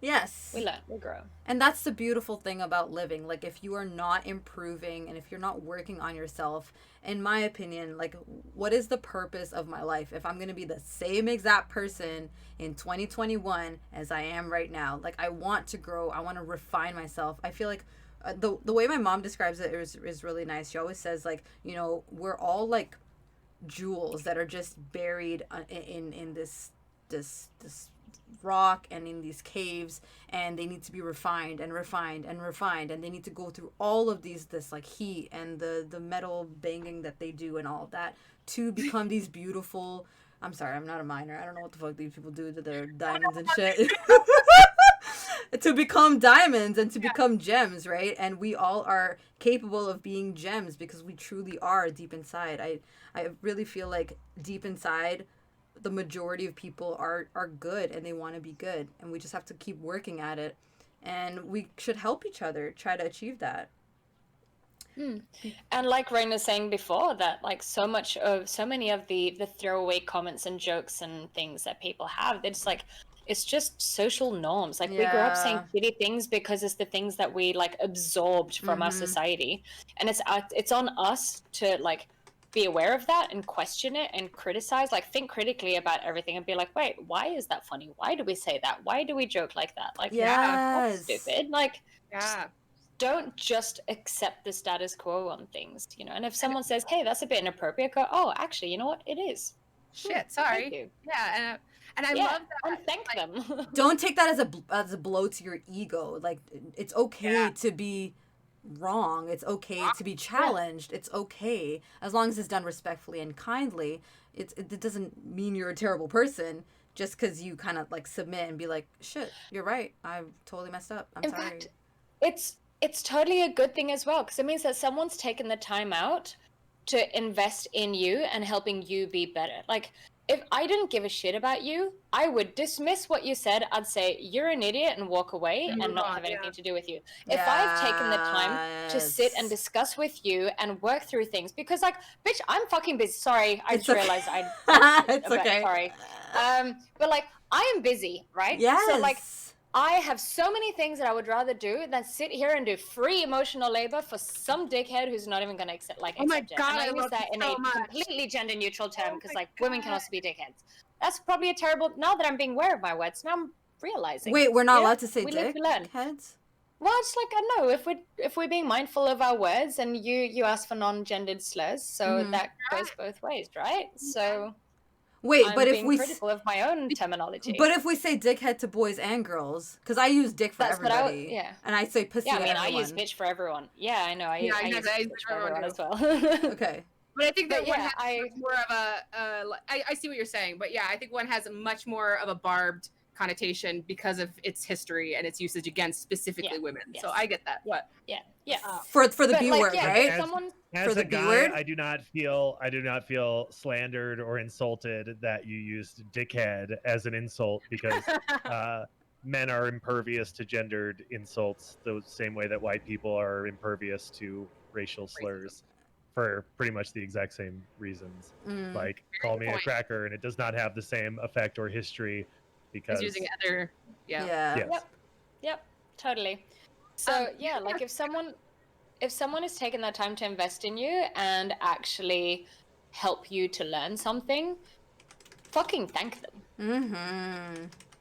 I also think that it's very encouraging. So we're all millennials here, but the kids younger than us, right? All the TikTok kids, like Zennial, the Zoomers, are actually really, really good at this. Like you were talking about questioning the jokes that you make and the language that you use. And every time I get on TikTok, I'm just so excited because I feel hope for the generation that's coming after us, because they really seem to have their heads on right. And granted, like there are exceptions to every rule, right? Maybe I haven't come across those videos yet. Shoot. Culturally, there just seems to be with younger kids, people in their like teens and 20s, a lot more acceptance, a lot more understanding of different situations. Like trans issues were like on the way periphery when we were kids. Like when we were growing up and in high school and stuff, like trans issues were like, I went to Catholic school, so maybe it was more common when you guys were in school. But for me, like I was like vaguely aware that trans people exist. Like people still used things like words like transsexual, right? Yeah. When I was younger, and now we have kids who have a whole different set of tools to describe their identities, and a whole new sense of a different sense of respect for those identities, and. Yeah, so I'm very encouraged by the generation after us. It's been really sort of like uplifting to see it. And kind of related, when we were at the protests that we went to here in Colorado Springs, the Black Lives Matter protests, it was so many young people, and that also was very encouraging. Oh, I like that. And I agree. I'm very excited. Yeah, go for it. Oh, I was waiting for you. I was just saying, and I hope schools can kind of implement these more progressive views into their either curriculum or their classrooms, because these jokes, on the topic of periods, these jokes gotta stop. And I feel like they kind of should be called out if they're heard in schools, in the hallways, among friends. Like, they need to be called out, and the culture needs to change around them. And instead of shielding the kids with like, okay, girls need to be taught this, and the guys, you can just go and have your whatever else. I don't know what guys do when girls are going through their classes. There you go, dodgeball.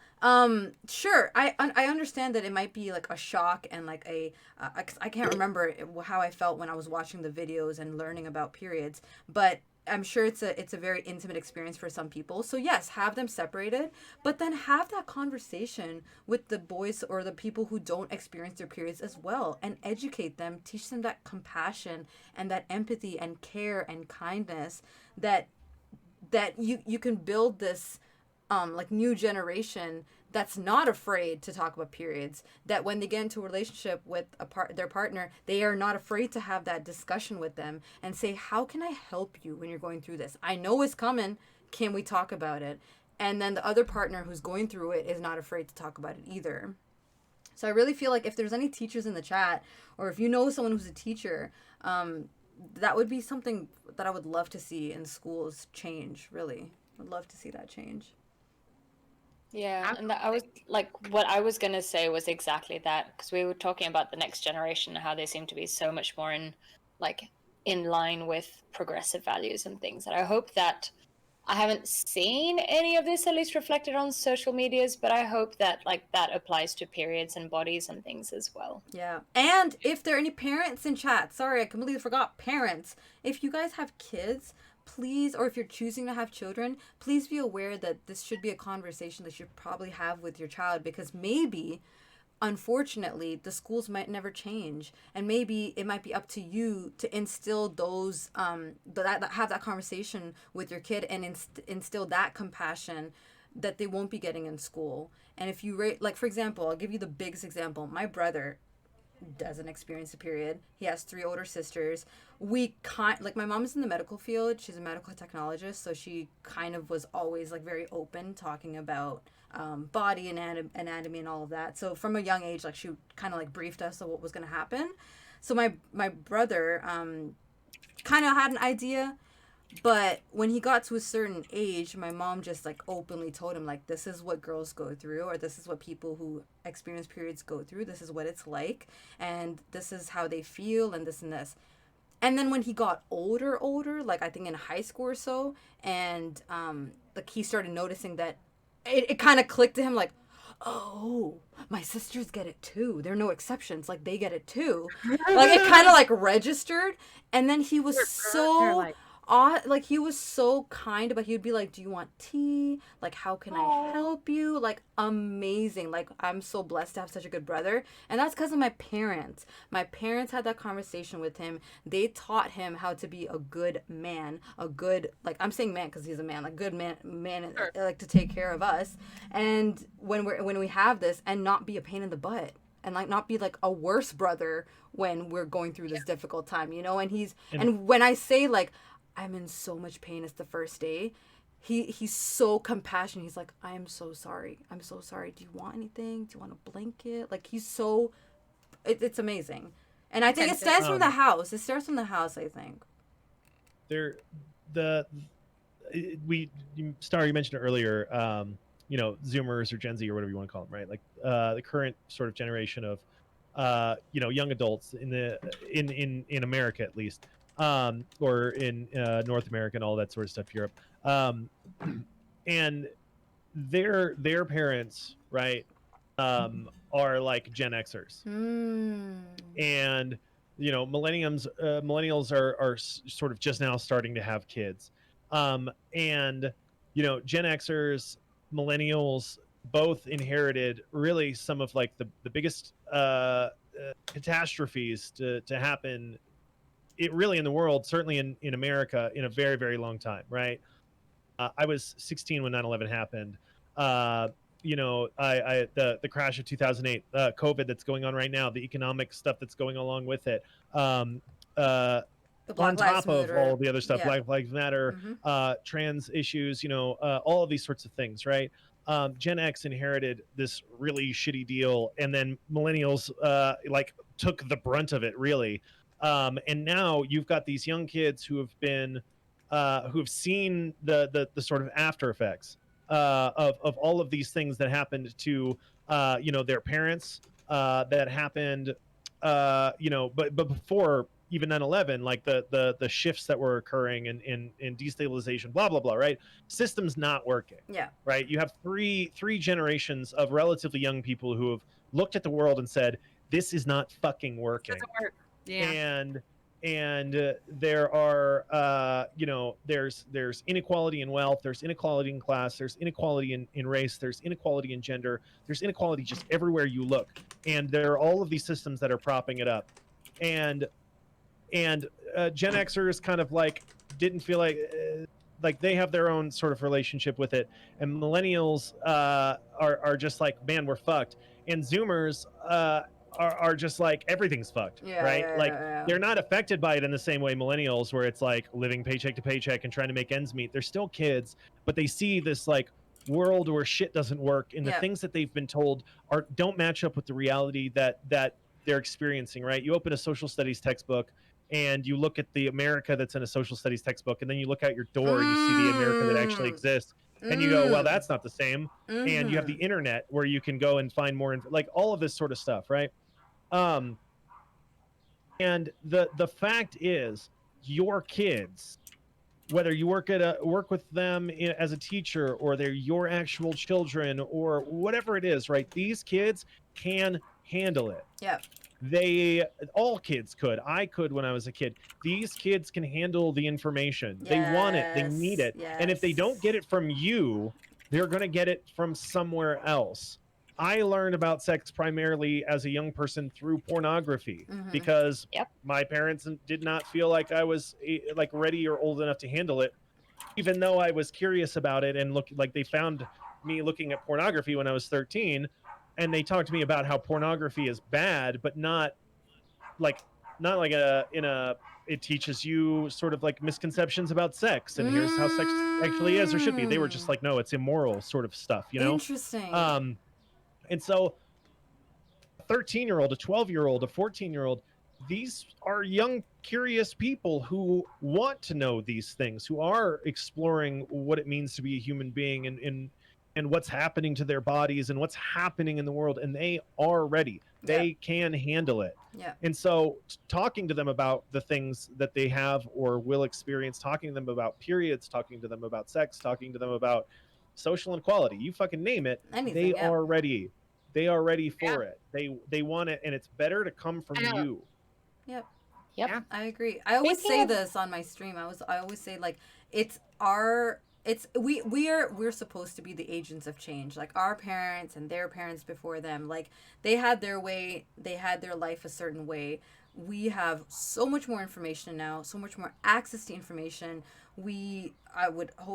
I would like to think that we're way more like progressive in our way of thinking, and like in our way of questioning our thoughts, and our why we're thinking the way that we think, that we have no excuse to be backwards and do these kinds of things that are happening that we see on the news, and pushing 75-year-old men across the freaking pavement so they can crack their skull open. Like, there's no excuse for that type of behavior, that type of aggression, that type of anger. Like, check yourself. Maybe people back in the day, right? Like, our parents' time, well, my parents' times, I don't know about you guys. Yeah. But, like, my dad's dad, so my granddad, he was in the army, and he was just an angry person. That's just how he was. And because he was an angry person and he was a man, people never questioned him, and people never talked to him like, you got to break this habit. It's not good, this and this. Yeah. Luckily, he was a good father, and he was a good husband, but the anger was still there.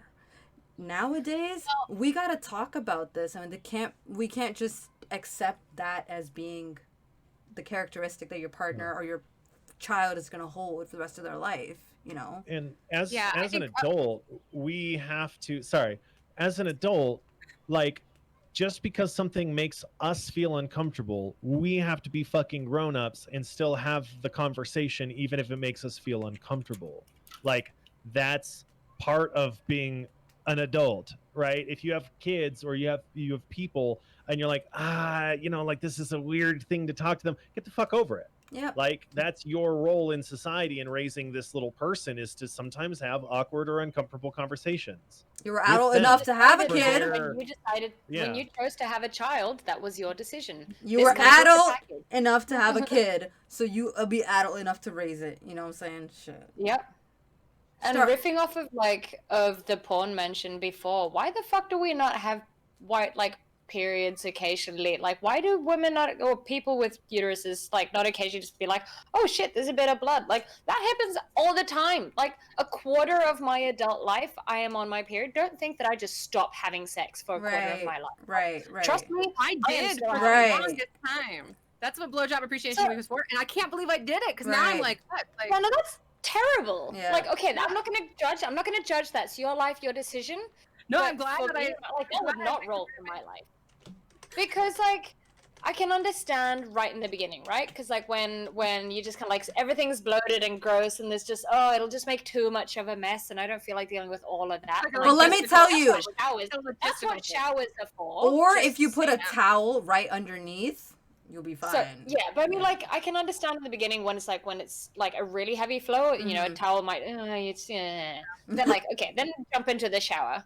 But like after the first initial, like once that initial kind of main thing has gone down, towels, just lay down some dark towels, you're Gucci. Like, good. Yep. And like, so why is this just completely sterilized from porn? Like, it really shouldn't. Like, if we had just normalized this in porn as well, like, because young kids get so much of their education, like their anatomical education from porn, like, can we incorporate this into porn? Just make it a normal thing. Just be like, oh, well, you know, sometimes, you know, like the shower sex category. Yeah, but you know, porn is not for the reality of sex, right? I was just about to say, porn is another topic that we. And I'm sure there are some people who their fetish is period sex, but I would imagine that's a relatively niche thing. I'm sure.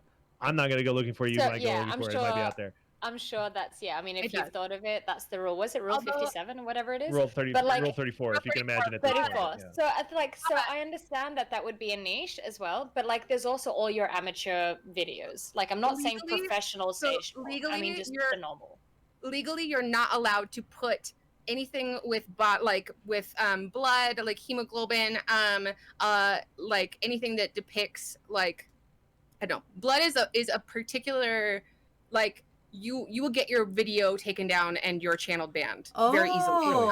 But is that because we associate blood with violence? Is that because it's like cutting and things? Exactly. And that's what I'm saying, that like, because we need to differentiate between the two. Culturally, I agree, but legally, it's a very difficult thing if you start saying, okay, you can have blood on screen in this way as long as it's period related. Because then people will use that to be able to put other things that are like illegal and not good content under the guise of it being something else, right? Like rape fetish and trigger warning, I should have said that. Like things that are like highly inappropriate and are very violent will get a pass because of. So it's a litigation, like a liability thing that tube sites mostly and campsites. Good to know. I didn't know that. I learned something new. So I get that, and I understand, and yet. All of those violent things still exist everywhere in porn, regardless of consent, regardless of all those things. But we stigmatize periods. I agree. Yeah. Just letting you know that's like fine. that's fucked. Yeah. That. But culturally, there has to be a shift. Yeah. And like you said, and I think that this was a really good point you made, Raven, earlier when you were talking about your brother, is that it's not like, okay, we sat down and we had the sex talk and we explained that girls get periods and whatever. It's like an ongoing conversation that you have with your kids or with your friends or with your partner or whatever, right? You can, like you tell your partner, like, hey, my period is really hard. I get really bad cramps and I get really moody and whatever. And this is what I need. This is what's really helpful for me. But like, it's an ongoing sort of thing, right? Because we change and evolve as people, and our periods change and evolve as we grow, like you're gonna have to deal with it probably eventually in some way when you deal with people who go through menopause, right? You're gonna like it's always like the cycle of the body is like this. It's the never-ending story. It's the never-ending story.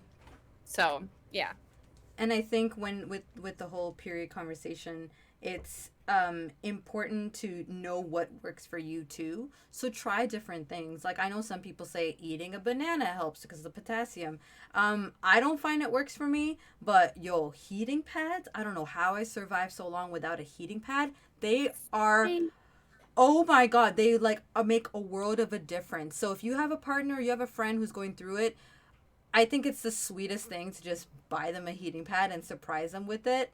Because that is one of the best gifts that you can give to someone. So I don't have a heating pad, but pro tip, you don't have a heating pad. You take a long gym sock or a tube sock, knee high or whatever, and you fill it with rice. And if you stick it in the microwave for like a minute, and I had never heard of this. I'm fucking 30 years old. How did we do this?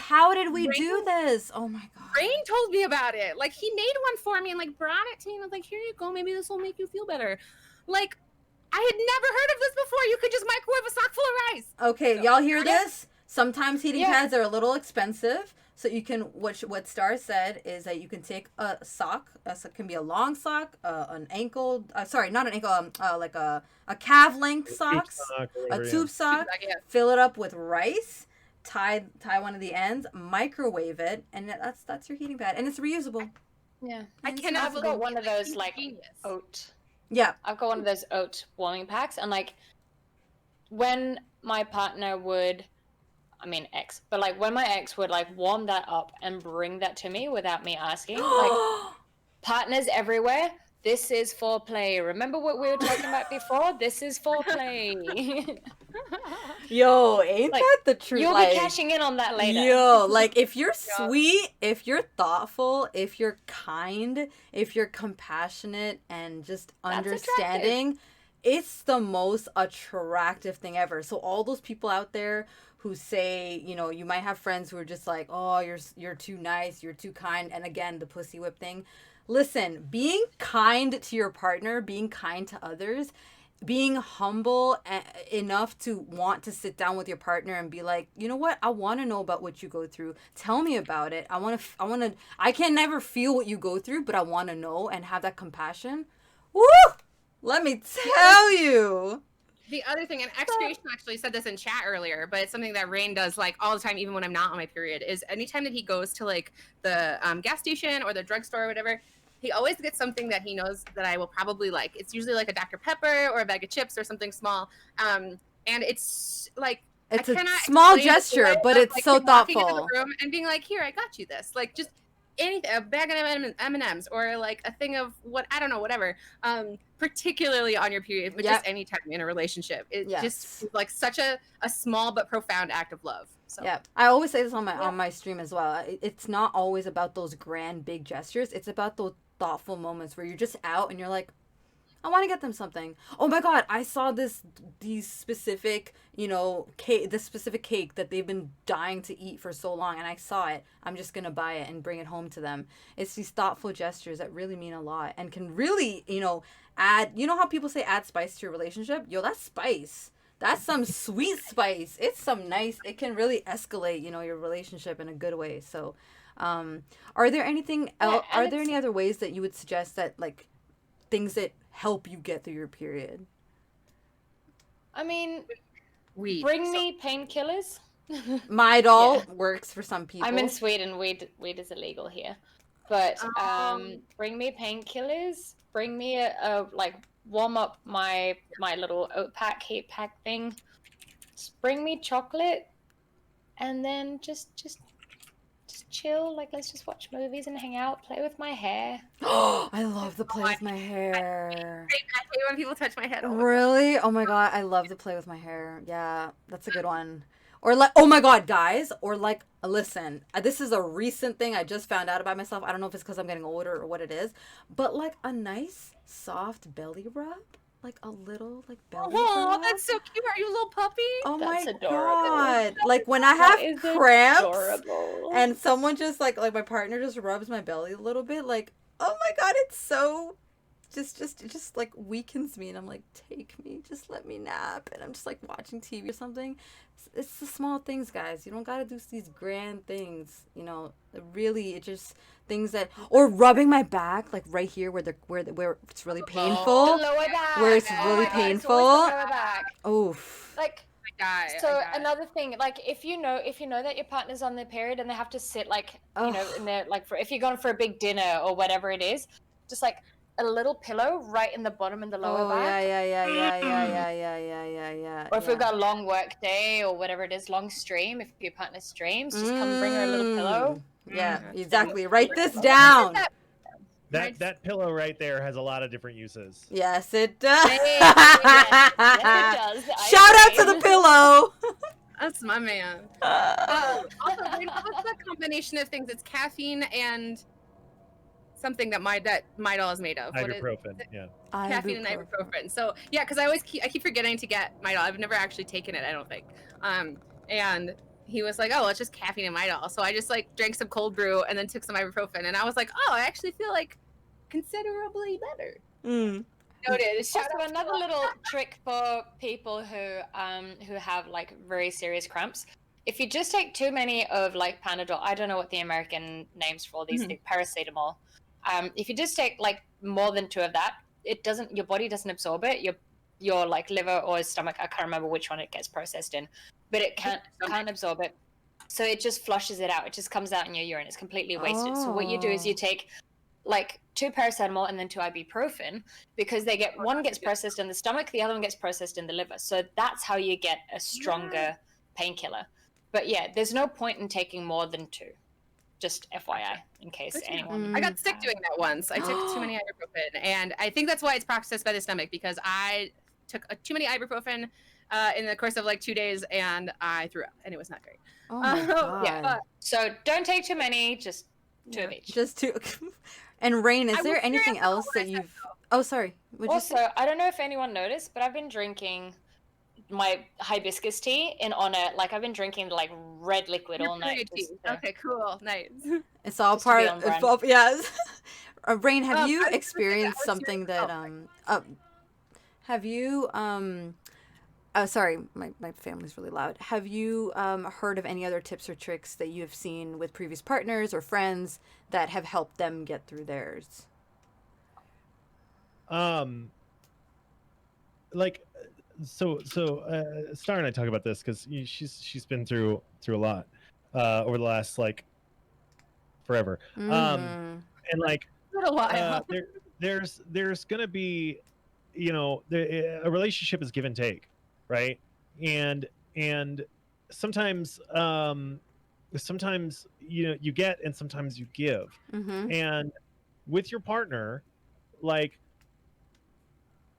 if they have like Star gets really bad cramps and they're like debilitating sometimes, right? Like that's a time for you to not make it about yourself and give to your partner. Like the world does not revolve around you and your individual experience. I tell Star all the time, like it's team us, right? It's team us, and that means we work together. And when you're having a hard time, I'm there to help you through. And when I'm having a hard time, you're there to help me through. And it's not about like you don't keep score, you don't keep track. You just be a decent person to your partner. Is he not Also remember, like universe? I was just gonna say, you know how we've been talking about foreplay the entire time, about being compassionate and nice is actually called foreplay? Yes.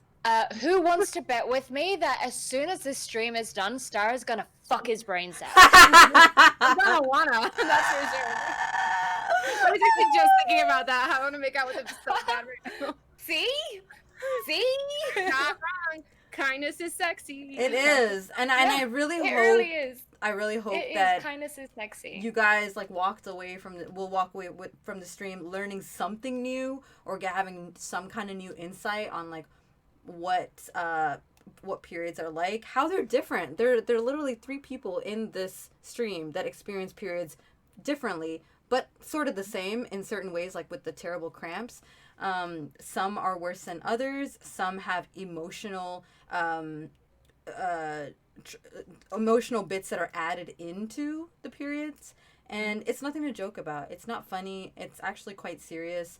It's actually a time where you can truly, really hurt someone or really make or break a relationship. And it's something that we should talk about more often. And please don't be afraid to ask questions. I don't know if you guys have anything to add. Yep. Rain has one first. Rain was first. Because this comes up with men, right? Because I know there's someone they're sitting in the chat and they're going, well, I'm nice and I'm kind and I'm not like those guys who are assholes that although shut the fuck up. Because listen, if it's not sincere, if you're being kind to get laid, you're doing it wrong. If you don't mean it, if you're just trying to get your dick wet and you're pretending to be nice, we're talking about women, okay? Women who mistrust everything, who see men as potential threats and dangers because of the way that our culture and society has bred men to think about women. you are dealing with the most sophisticated bullshit detectors on planet Earth. Hell yeah. And the reason our nice guys are like, I'm so nice and women don't want me, it's because they fucking know that you're full of shit, that you don't give a fuck about them at all, and that you're just trying to get laid. If you don't mean it, it doesn't count. So talking about doing a kind act or being kind or being compassionate, being understanding, you actually have to feel those things. Yeah. You actually have to empathize with another human being and want to show them kindness for the sake of showing them kindness, not for your own selfish reasons. That's anti-foreplay. Yeah. That's why you're Shut it friend down. zoned all the time, because everybody knows you're just full of shit. Yeah, because those are the same people. Those are the same people. It's like the meme that's like, women aren't like machines that you put kindness coins into and sex falls out. Like, that's not how it works. Yeah, our pussies go Yeah. as soon as we do shit. Yeah, those are the same people that as soon as you don't give them what you want, they will show their true colors, and they are very nasty people. Very rude. Yeah. They'll start saying things like, you know what, I didn't want you anyway. You probably all dried up out there. Let's think that the most terrible things. And how would you, how else do you want us to react to you? If you're walking around saying, why don't women want me? I'm such a nice guy, as though, like Rain said, you're not getting it. Yeah. Currency to get what you want. It's not the same thing. Like her ex was like, I'm always nice. I don't think I'm full of shit. And like, that's the point, is that you don't go around saying, but I'm nice. Why aren't they fucking me? Yeah, like, exactly. There's a difference. There's a difference. Yeah, there's a difference. I was gonna say, it's just back to like, tips for when you're on your period, and I know I mentioned it before, and I don't know if it's cool to talk about on your channel, but I did say weed, and oh yeah, it's legal here. Okay, cool. Yeah. If you have access to legal weed, I highly recommend any sort of indica, anything that would give you an intense body high. If you want recommendations, let me know.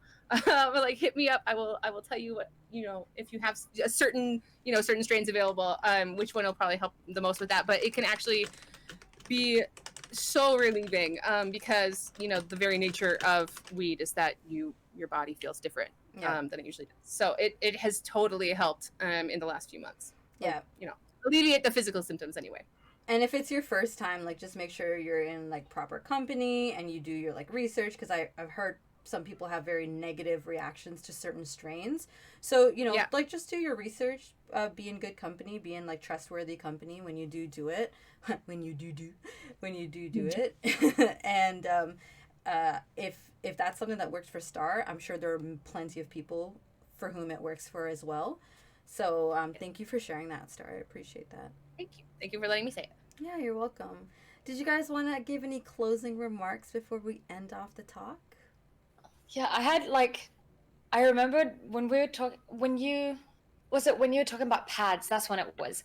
And you said there was that moment where you stand up and you like freak out because you can feel the blood. Yes. It just made me think of that meme. Do you remember as well that Reddit meme that guy that started writing about, like, can't women just hold it in? Like, if I can hold it in to go to the bathroom, why can't women just hold it in until they get to the shop so they can buy their own damn tampons? Like, okay, newsflash, in case you just weren't taught this in anatomy, like in school. Tell him, Anna. Tell him. No, we can't fucking hold it in. It's a different fucking part of the body, okay? I'm trying to imagine what muscles it would even activate to like do that. I tried. The Kegels. It doesn't help. It's not. It's not coming out of our urethra. Exactly. So I was just like, I will try whatever. I'll squeeze whatever I need to, and it just didn't help. So there you go, guys. It doesn't make a difference. That feeling is really unsettling, though. Yes, it is. When you stand up and it's like, yeah, you're like, I just peed myself. Wonderful, good job. Nice. Menstrual cups. I'm straight up gonna go buy one after this. Like, straight up. I'm really glad that I got to participate in this stream, because, I'm really glad. That's awesome. Rain, do you want to add anything? Yeah. If you have any questions, just like. Yeah, Star, if you have any, and Raven as well, or Rain, all of you, if you have any questions about them, just hit me up. Just let me know. Which one did you recommend, the Ziggy or the Luna? So my friends, so different bodies work differently. So I've got friends who have tried lots of different ones, and everything hurt. Like, because some were outright painful, and then others it was just uncomfortable. Like they could always feel the cup, and you shouldn't. They should be like tampons. You shouldn't feel them at all.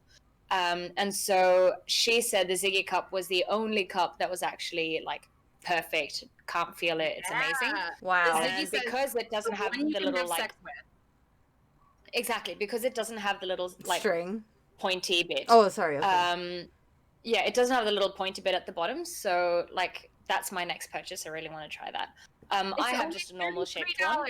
$3.96. Yeah, they're cheap. $3. If you think in the grand scale of things of like how much you spend on like sanitary products in a year. Yeah. Yeah.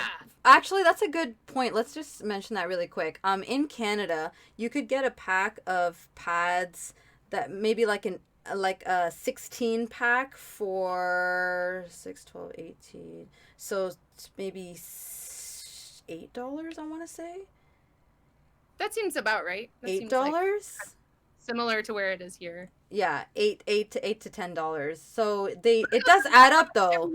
It does add up though. It adds up, guys. So just keep that in mind that these are very, very and sometimes it's quite expensive if you want the good quality ones, the ones that last you a while.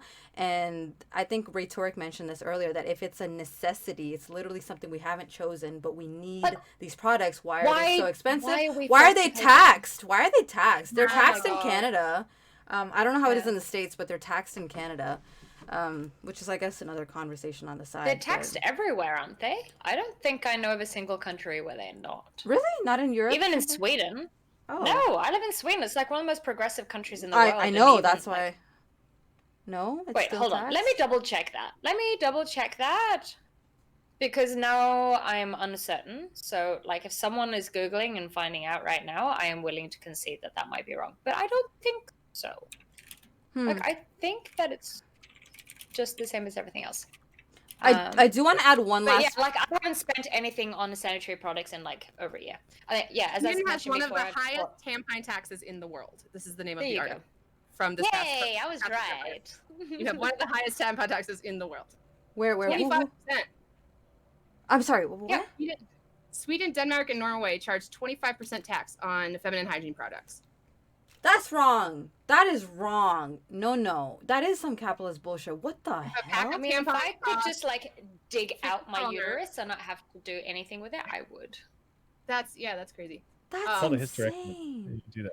Yeah, but there's it's side also effects. Extremely dangerous, extremely like risky. Yeah. My mom had to have one, and it was terrifying. Oh shit. Yeah, that is terrifying. All right. Well, then you know. That is terrifying. I do want to say so that Ziggy cups are the ones without the little spike, and then there's like Diva cups, Luna cups. There's lots of different ones that are the like more traditional ones, and I have a traditional one. But yeah, I'm gonna try both. It would be nice if workplaces had like one sort of day where they would just give it to every person who experiences a period. Just one. We're not asking for much. Yeah. But the sad part is, I know for a fact there'll be that group of people. They'll be like, well, I don't go through it, and I don't feel like it's right. I don't think it's fair that they get one day every month, and I don't get one day every month. Bro, you don't experience the same things. You're not born with it. So I mean, people get smoke breaks. Smokers get smoke breaks, right? Like women or people who have periods should have some sort of accommodation for that. Doesn't seem like that. What kind of world do we live in? That's one of the things that I think is absurd, because at my previous workplace, where like we only had an X number of sick days per year, and then if you take more, that becomes unpaid leave. Like, I use up all my sick days just on period cramps, which is not being sick. I am not sick. I am just in pain. You're human. From something that I cannot control. Like, what happens when I do get sick? I don't have sick days left for when I'm actually sick. Yeah, that's crazy. If that isn't discriminatory, I don't know what is. Yep, I agree. I agree. I completely agree. I just feel like it's mind-blowing that there are still people, unfortunately, that are so closed-minded that they're worried about things being fair, when if we want to use that argument, we could be like, well, it's not fair that we're born and have these with these periods. Yeah. Like, if we're really going to talk about it, did we have a choice? No. So let's just like kind of grow past this very me and talk about society as a whole and all of us in this organization as a whole. What do you need? What do I need to be healthy? What do you mental health days, thank God, are now a thing in Canada. I don't know about the rest of the world. Okay. Not here. Oh. Yeah, I mean, wow. The company I'm at has, I mean, I don't know what it's like generally. I've only been in Sweden for just over half a year. So I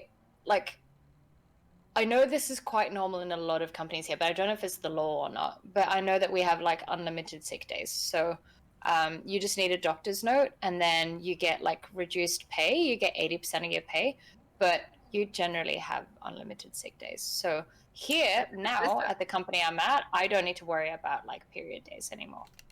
That's good. That's awesome. That's like a great system. Hello, can we learn? Yeah. Can we learn right? that? Can we adopt that? Wow. Yeah, I don't know if that's the law in Sweden or not, but I know that a lot of Swedish companies do that. Which means it's possible.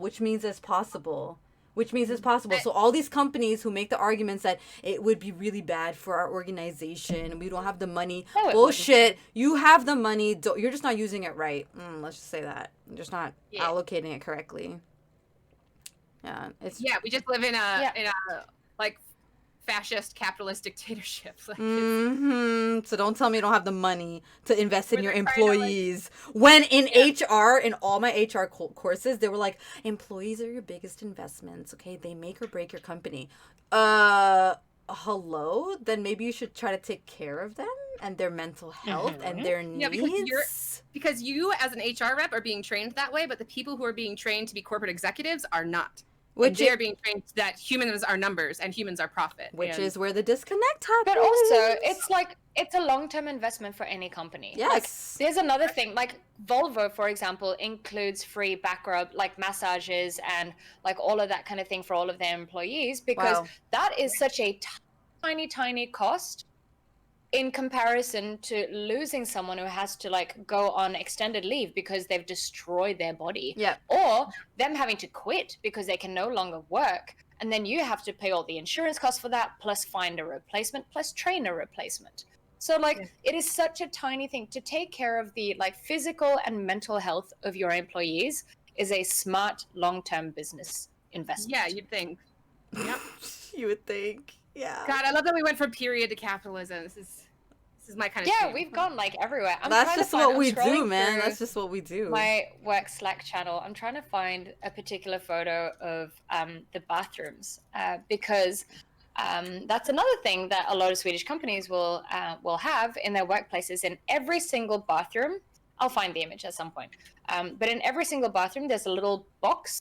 And there's like different companies that can do them, but like there'll be a little section in the bathroom where there'll be hygiene products. There'll be like tampons, liners, some like deodorant or like some toothpaste or some like dry shampoo or there'll be lots of different things, and they're restocked every month, every week, I think it is. Every single bathroom has them, and it's for free. That's normal. It's free. Yeah. Yeah, I've seen that at churches before, and I think when I worked at the University of Notre Dame, they had something, but it was like a little table that had like some tampons and like Kleenex or something. It wasn't like a whole spread or anything. That's crazy. Amazing. Yeah. I found the thread or the section. That's just being mindful of just Here we go. People's needs. It's so wonderful. I love that. How do I get an image from my computer into your stream? Is there a link? Yeah, throw it on Imager. It's from my. Yeah, I can. Yeah, I'll do that. Otherwise, I can just send it to your Discord. Okay. I just wanted to say, like, I know there's a lot of guys in chat, and there have been a lot of guys talking and sort of like validating some of the things that are being said, but. If you're out there and you're like, you have questions and you don't, obviously there's sort of 3 women on this panel, and you maybe feel uncomfortable asking a woman about that's like a streamer, there's parasocial relationship, blah, find me in Raven's Discord, send me a DM, ask me a question. Like, if you just want to talk, if you're more comfortable talking to a guy, if you're more comfortable, whatever, send me a whisper on Twitch, whatever it is. If you have questions about this sort of stuff, you're a younger guy or you're less experienced, just hit me up, because I will give you the unvarnished truth, what you need to know as a man, to sort of deal with this, because it is uncomfortable or sometimes or unfamiliar, and you don't want to embarrass yourself by being ignorant or something like that. Mm-hmm. And that's okay. We all start off ignorant about like everything in the entire universe. Yeah.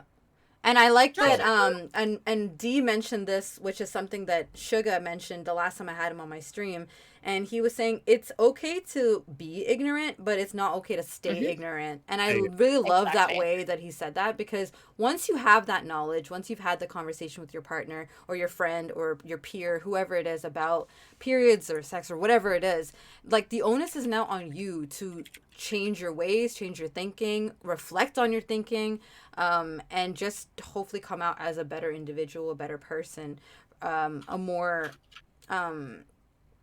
a compassionate individual. I'm using compassion so much because I truly feel like it's dying in the world, and I don't feel like there are enough people out there that are compassionate. I feel like a lot of us are just selfish all the time, and if things are not self-serving, we just don't want to have anything to do with it. But if we just take those 2 seconds to just look at everyone like they're human beings, and we can have such a better life as just people in the world together if we look out for each other. Like, just think about how much of a difference it can make if we help like 10 people, and those 10 people have helped 10 people, and like we're all looking out for each other. This garbage that's happening around in the world, this violence, this hate, it wouldn't be happening because everyone would be keeping each other in check with kindness and compassion, and everyone would be looking out for each other. So that's my 2 cents on that. And yeah, and like, sorry. No, go for it. I was going to say, on the lines of compassion, like, be compassionate to the people whose bodies are literally like shedding parts of itself when they're on their periods. Like, just, be nice to us. Yes. We're a little bit delicate because my body is literally ripping parts of itself out and pushing it out of like my fucking like bits. So can you just be nice to us? I'm in pain everywhere. And like, even talking hurts. Even talking. I don't know if you guys feel this, but like when I'm taking meetings and I'm on my period, I'm like, with every breath, it's just like pressuring in the wrong area, and it's hurting sitting me. at the computer in general. Yes. Like, sitting in this position, I'm like, oh my god. Yes. Oh my god. I can't sit here anymore. I gotta go lay down. Yes. Exactly. Fuck, I'm gonna go lay on the couch. Like, and if someone's offered to help you with questions and things, like, take them up on that. Yep. Like, Rain's offered to answer questions and chat about stuff with the guys. If you don't feel comfortable coming to any of the women in your life, take that opportunity. It's being offered. Mm-hmm. Like, use it. Yeah, I agree. And, I think any of the topics discussed today, I hope none of you guys felt like it was being targeted to anyone in chat, or it was sort of like this hate session on men or anything. It was nothing like that. It was more just to bring awareness and share our experiences of things that we've actually lived and experienced and gone through and are going through. And it was nice to have 3 different perspectives on one issue, just one topic, but 3 different perspectives. And I'm just showing you guys an image that Anna sent, and it's got some dry shampoo, it's got some hand cream. Is this a lint roller? Fashion tape? Q-tips? No, I don't actually know what that is. I think this is fashion tape. I can find out. It looks like fashion tape. I haven't used it. I use a menstrual cup, so I've literally never touched that box. Right. Like, I mean, I think it's great, I think it's amazing, and it should be at every place, but because I have a menstrual cup, I don't need that box. Yeah. But, yeah. I really like that. It should definitely be there. Mm-hmm. But agreed. Also, like, damn it, my brain just blanked. I had a really good thing to say and I lost it. I hate Keep that. going. Rain offering to help. We're talking about compassion, broadening Rain your offering to help. mind. Good. Mm-hmm. I was going to. Sorry, I meant to say this before, but since you brought it up again, like he mentioned, he is a social worker, so it's not like you just be talking to some random dude who's gonna make you feel weird or feel bad or anything. He's like specifically trained on tackling delicate topics with people that he's never met before. So he's a safe person to talk to. What I was gonna say, and like the realization how sad it is that we are so taken as soon as there is a man who is willing to like treat us with basic respect and kindness, we just like fall all over and we're just like, oh my god, this is amazing. Like, how sad is that when you think like we're so used to being treated like shit that we think that basic kindness, like, don't get me wrong, right? Like, we still think you're wonderful. This is not a critique on you at all. You're great. It's just like, this is more a discussion, like it's an analysis. No, I of completely society agree as a with whole. what you're We saying. set the bar super low. Yeah, Like, the bar is so low that like basic human decency gets treated like it's amazing. Yeah. Fuck, that's terrible. Yeah, I mean, I think honestly, like, the idea that I am at a place where you can procure things, and I'm going to procure a thing that my partner will like, is such a fucking like it's a mind blowing. Yeah. That something as simple as that is like, I like chips. I suspect that my partner would also appreciate some chips because we have not eaten, either of us. So if I am hungry, perhaps they are hungry, and I will get them some food. And that's like, oh my god, he's like the best boy. And it's like, I'm just I'm just being a decent human being. I mean, like, if I don't know, like, you would go to the store and buy something for your sister or brother, or you were always excited when your mom and dad would bring something, like you get a thing of candy at the checkout line or whatever, right? Like, and it's such like a small, literally like the smallest gesture. It's like a couple bucks on M&Ms or whatever, but men are typically so inconsiderate and self-absorbed and shitty that something as basic as that. I have a perfect example. By all means. Sorry. I know, because I know where you're going, and like, so the other day, Rain and I were playing Halo for the first time in a while, and I don't know if you've ever seen two people play Halo before. It was a little messy. There was a lot of yelling. It was a lot of yelling, right? And eventually, I rage quit. I was like, "Fuck this game. This is fucking stupid. You don't communicate well. This is fucking." All right. But I didn't like yell or freak out or anything. But I was like, "All right, I'm out. I'm done." But so usually when we I was getting tilted. I was getting. We're in our separate offices, but we're on Discord. We do like a Discord call, and I just F4'd. I was like, "Nope, I'm out." And I went outside and like to like sort of catch my breath and be like, all right, decompress. Yeah. And he comes down the stairs and he's like he's walking out the door as I'm walking in, and he's like, hey, do you want anything from the gas station? I'm going to get Jewel Pods. And I was like, are you still mad? And he was like, yeah, I'm still mad, but do you want anything from the gas station? And I was like, yeah, Dr. Pepper, please. And then he left and he came back and he got me a Dr. Pepper, and I told him, I was like, holy shit, I can't believe that like we didn't have like a fight, but we were like we're snappy with each other. Yeah. We were really snappy with each other over this video game, and he was still willing to like. He still thought of me when it came to like going out, and he's still like. And he went out and he got the thing, and he was like, "What in the world? Why would I not? Yeah, why would I not?" And I was like, because that has happened to me before. Yeah. Where we like got in a fight and they asked what I wanted from the store, and then they went and got food and they didn't get me anything. And so I was thinking about like how. It seemed like such a like huge thing, like a huge gesture of love, that even when you're salty with me, you would go and get something for me from the store when you go out. When it's like, it's just basic human decency to like, ask if somebody wants something, and then if they say they want something, to actually get that item. Yeah. But in my head, I was like, he's not gonna get it. Like he's just gonna, because he's mad at me, and like he's gonna not get it to spite me, right? Dr. Pepper, fuck you. Get your That's honest to God. That would be so mean. Yeah. Or like, oh, you want a Dr. Pepper? I'll get you a Coke. You're like, wait, what? Yeah, it's happened to me before.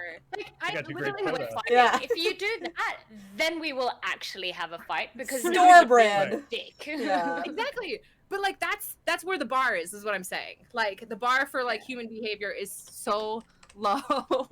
I was like, oh, you You actually got me this Dr. Pepper. Thank you so much. Yeah. Whoa. No, Prince Yeah, Charming. look at that. Adults adulting. Yeah. Yeah.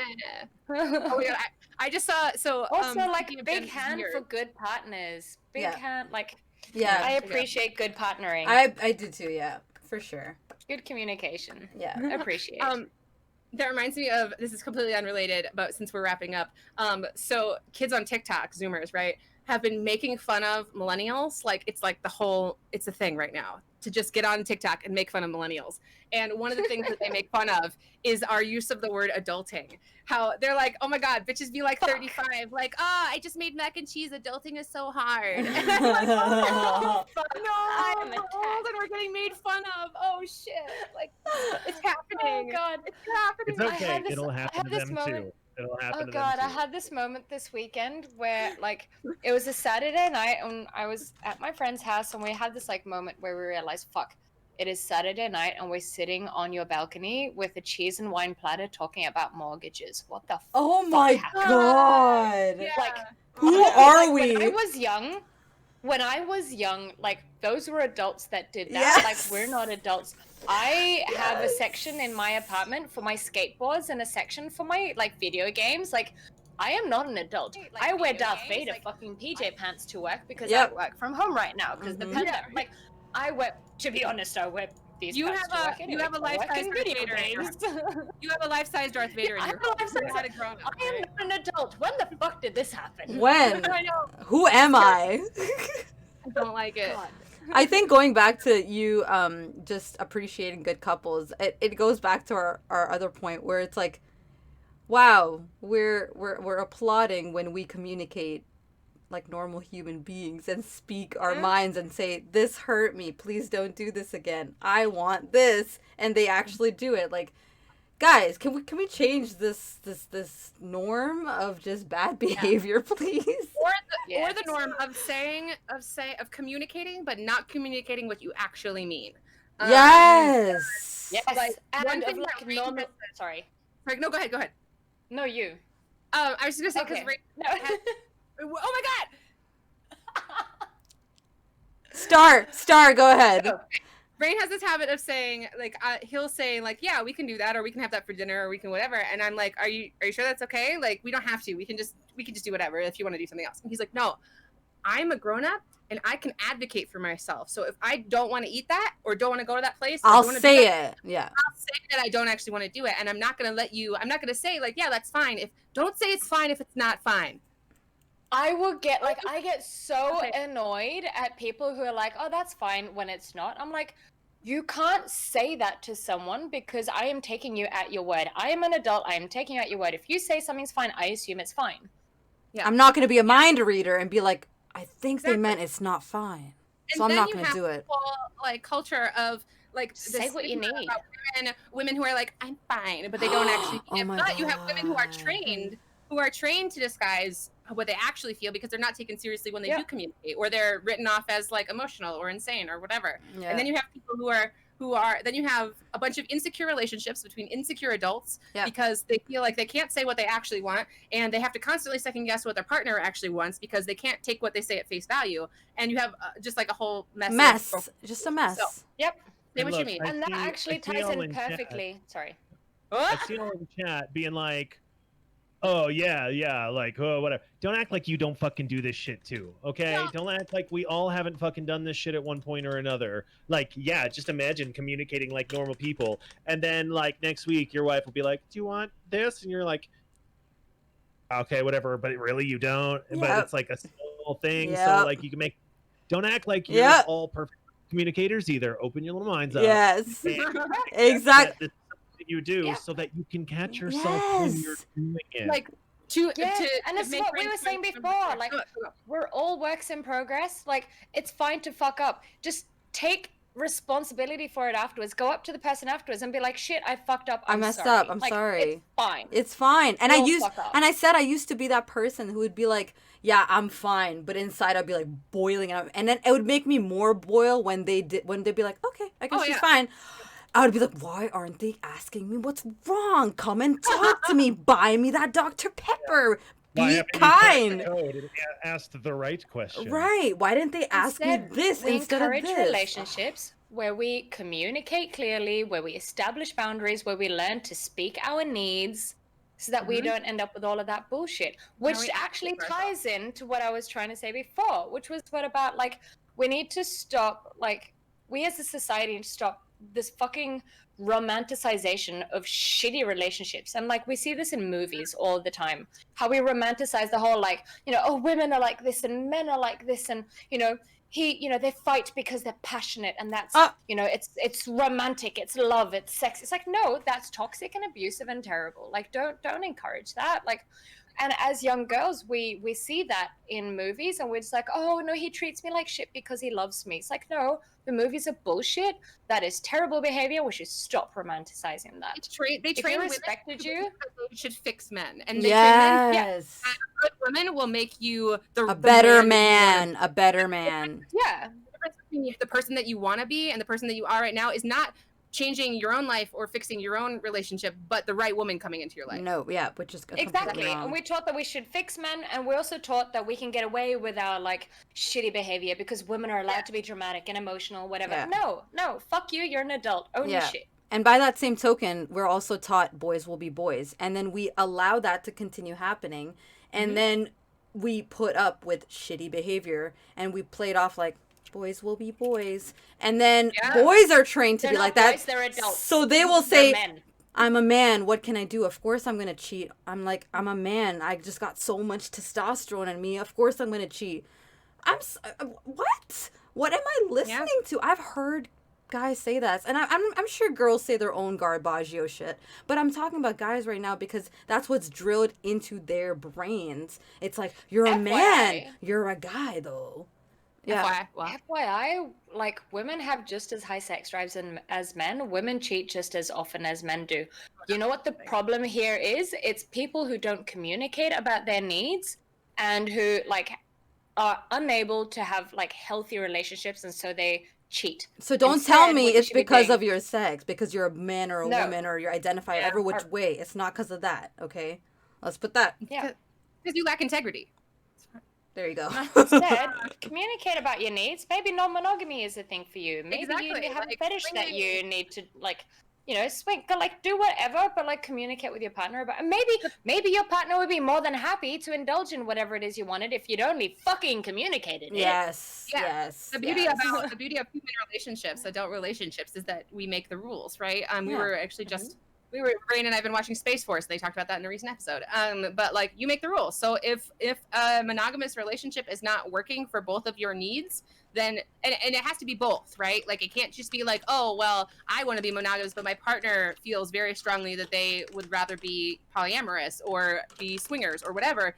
If you have two different expectations there, it's not going to work. So both people have to have their needs met in the definition of whatever your relationship means to you. Anyway, poly should never be imposed only by one person onto someone who's not into it. That has to 100% be something that both people are enthusiastic about.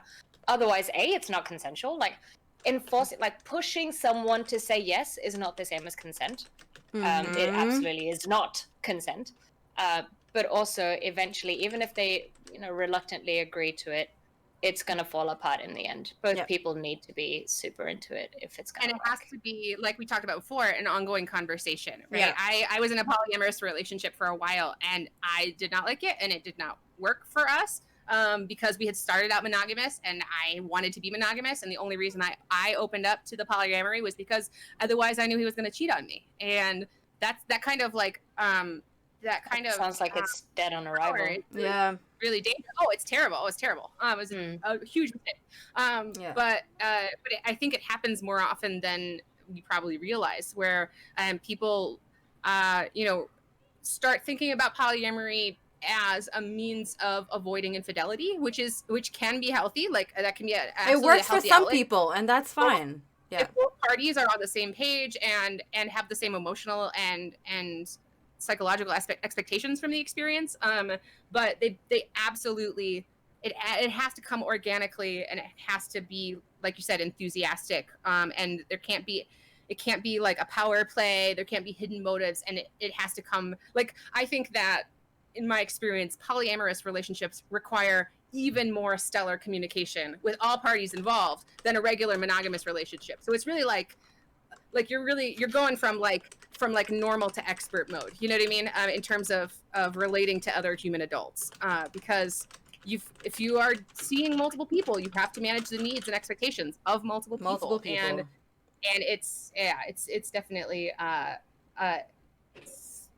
it's all or nothing kind of deal. Mm-hmm. I like what Dee mentioned, saying that pushing a partner to have sex works both ways. I'm a guy, and I've had girlfriends who got mad at me for not wanting to have sex when they did. Sometimes I acquiesced. Thank you. Acquiesced because I felt bad, and it didn't work out great for neither of us. Yeah, and I think that's a good point, and important to note that it does happen to both men and women.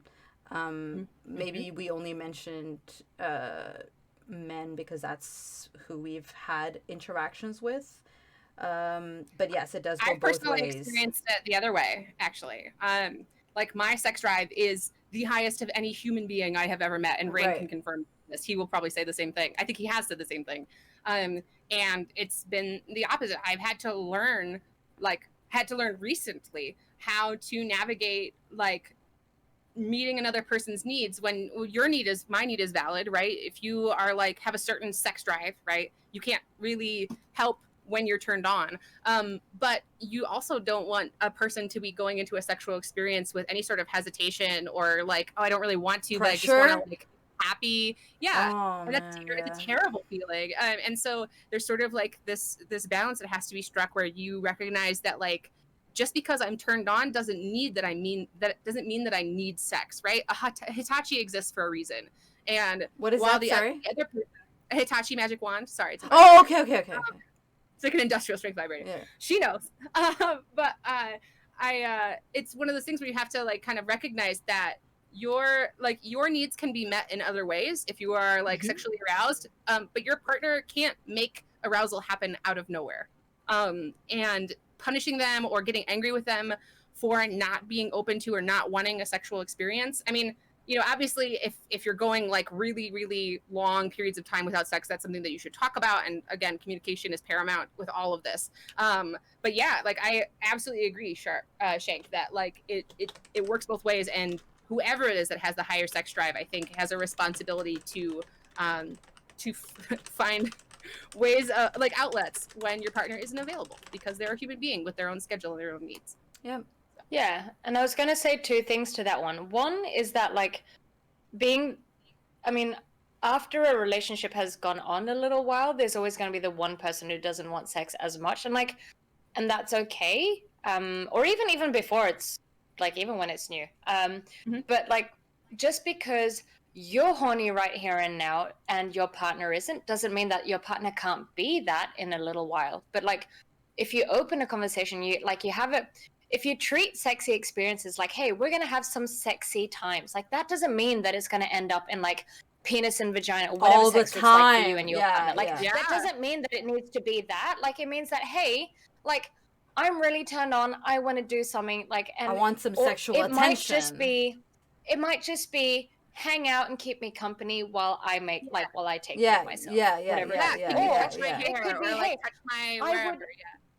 Yeah, and it could be that and as that progresses, that hey, maybe I can get turned on, I get turned on as well in the process, and then we might end up having sex anyway. But that shouldn't be you shouldn't be doing it to try and push your partner into it.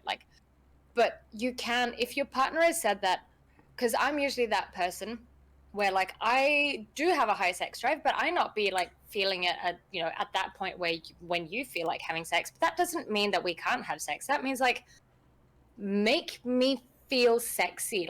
Don't just be cool, well just let's take your pants off and go down on you. No, that's not how it works. Exactly. Exactly. Get us in the mood. Put some effort in. And I think that's important to know, but also what's important to know is that there are some people though that just will not be compatible with you sexually. If you have a super high sex drive and you have someone who you're in a relationship with who does not have a high sex drive, even if you try to get them in the mood, it just wouldn't work. So that just means you guys are not there. So you gotta think for yourself, is that something you can do long term? Because it ain't gonna get easier, right? So you got to think, is sex really that important to me? If it is, you got to make a choice, right? We're not condoning staying in relationships where you are not sexually satisfied. We're just saying that there shouldn't be pressure to make the person feel in the mood like to they have be to participate in a right, particular way. exactly. But there is a difference between being in a relationship with someone who just is not on the same level as you, and that's fine. It just might not be right. Yeah. Sorry. No, go for it. I love what she said about how like you can have a sexual encounter that eventually becomes penetrative sex without it starting with that assumption, right? There are so many other things that a partner can do to help sort of to be part of the experience, even if they're not feeling particularly in the mood. Yeah. And I think that that's so good. Like, can you touch my hair? Could you just be near me? You know, whatever. Yeah. But it's super important. It's super important that you have consent for that too, and enthusiastic consent for that as well, because you can still violate boundaries even if there's no penetrative act, right? Yes. So, God, yes. Little disclaimer. Just a little disclaimer. That's a good one. Yep. Absolutely. Yep. And it's like, and it's about intent. It's like, I am not turned on right now, but I want to be a part of the experience. Like, that means like I've consented. Like, involve me somehow. Like, let's do this thing together. Let's get sexy, but don't put like that expectation or pressure on me of like, cool, well, you know, dick's going in. It's like, no, it's not. Yeah. And if you're not in the mood, regardless of how you identify yourself, this goes both ways for both partners. It's the onus is on you to voice that. I'm not gonna know that you're not in the mood by your actions and observing how you're moving and how you're touching. Like, you gotta voice and be like, I'm really not in the mood. I could do this, or I could do X, Y, Z, whatever it is. But or like maybe tomorrow morning, or maybe, you know, like sure, just not. But you gotta talk about it, because they're not gonna know that you're not in the mood if you don't express it. If anything, it could hurt your relationship, because they could take it personally. Like, do you not find me attractive? Like, should I be concerned? Is something going on? Yeah, talk about it. Yeah. And that's the thing as well, regardless of your gender identity. Like, no means no. No doesn't mean convince me. Like, you should never be nagging someone into doing something that they don't want to do. And no, like, unless you've already discussed safe words and you know that, like, no might not mean no, because you've discussed it and you know what's agreed on. But, like, unless that conversation has been had, the second someone says no, or anything that implies no, that's it. The game stops. Like, you don't continue past that. Because that's when you start getting into rape territory. And sorry, again, trigger, I should have, like, trigger warning that. But, like, that's when you start going into very dangerous territory, and you can inflict permanent damage to people. So, like, yeah. We've covered so much territory in this stream. Oh my god, we really did. Yeah. I was going to say, it's past 3 a.m. I'm sorry. It's a beautiful thing. But I want to end off by saying thank you guys for being part of this. I hope you enjoyed it. I hope you guys learned something new. I learned so many new things. So thank you for like opening up my mind. I didn't know anything about the cup. There were so many things that I learned. So thank you guys for being part of this. Thank you. Do you guys want to say? Thank you for having us. Oh, you're so welcome. Do you guys want to say bye to the stream? Guys, definitely check them out. Bye, guys. This has been really fun. And, like, thanks, Rain, as well, for, you know, hanging out and listening to us rant about a bunch of stuff and just being generally patient with us.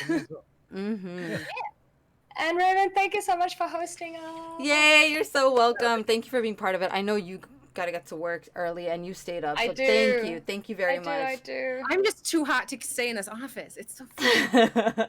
Yeah, you are. Yeah, you are. Yeah. I have a mesh crop top on, so like as cool as it can be, and I still have titty sweat.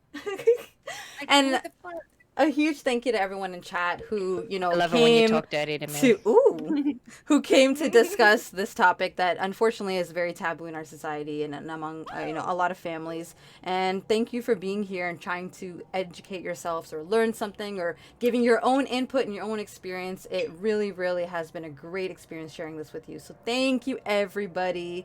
I hope you all have a wonderful night. We are going to be rating our scrumptious friend Artemis. And God willing, I'll see you all tomorrow. Take care. Stay scrumptious. And I'm going to end the stream here. We're going to go on a raid. And bye. You guys want to say bye? Yeah, take care, guys. Bye. Raven out. Let's go, guys. Bye. Oh, this was so fun.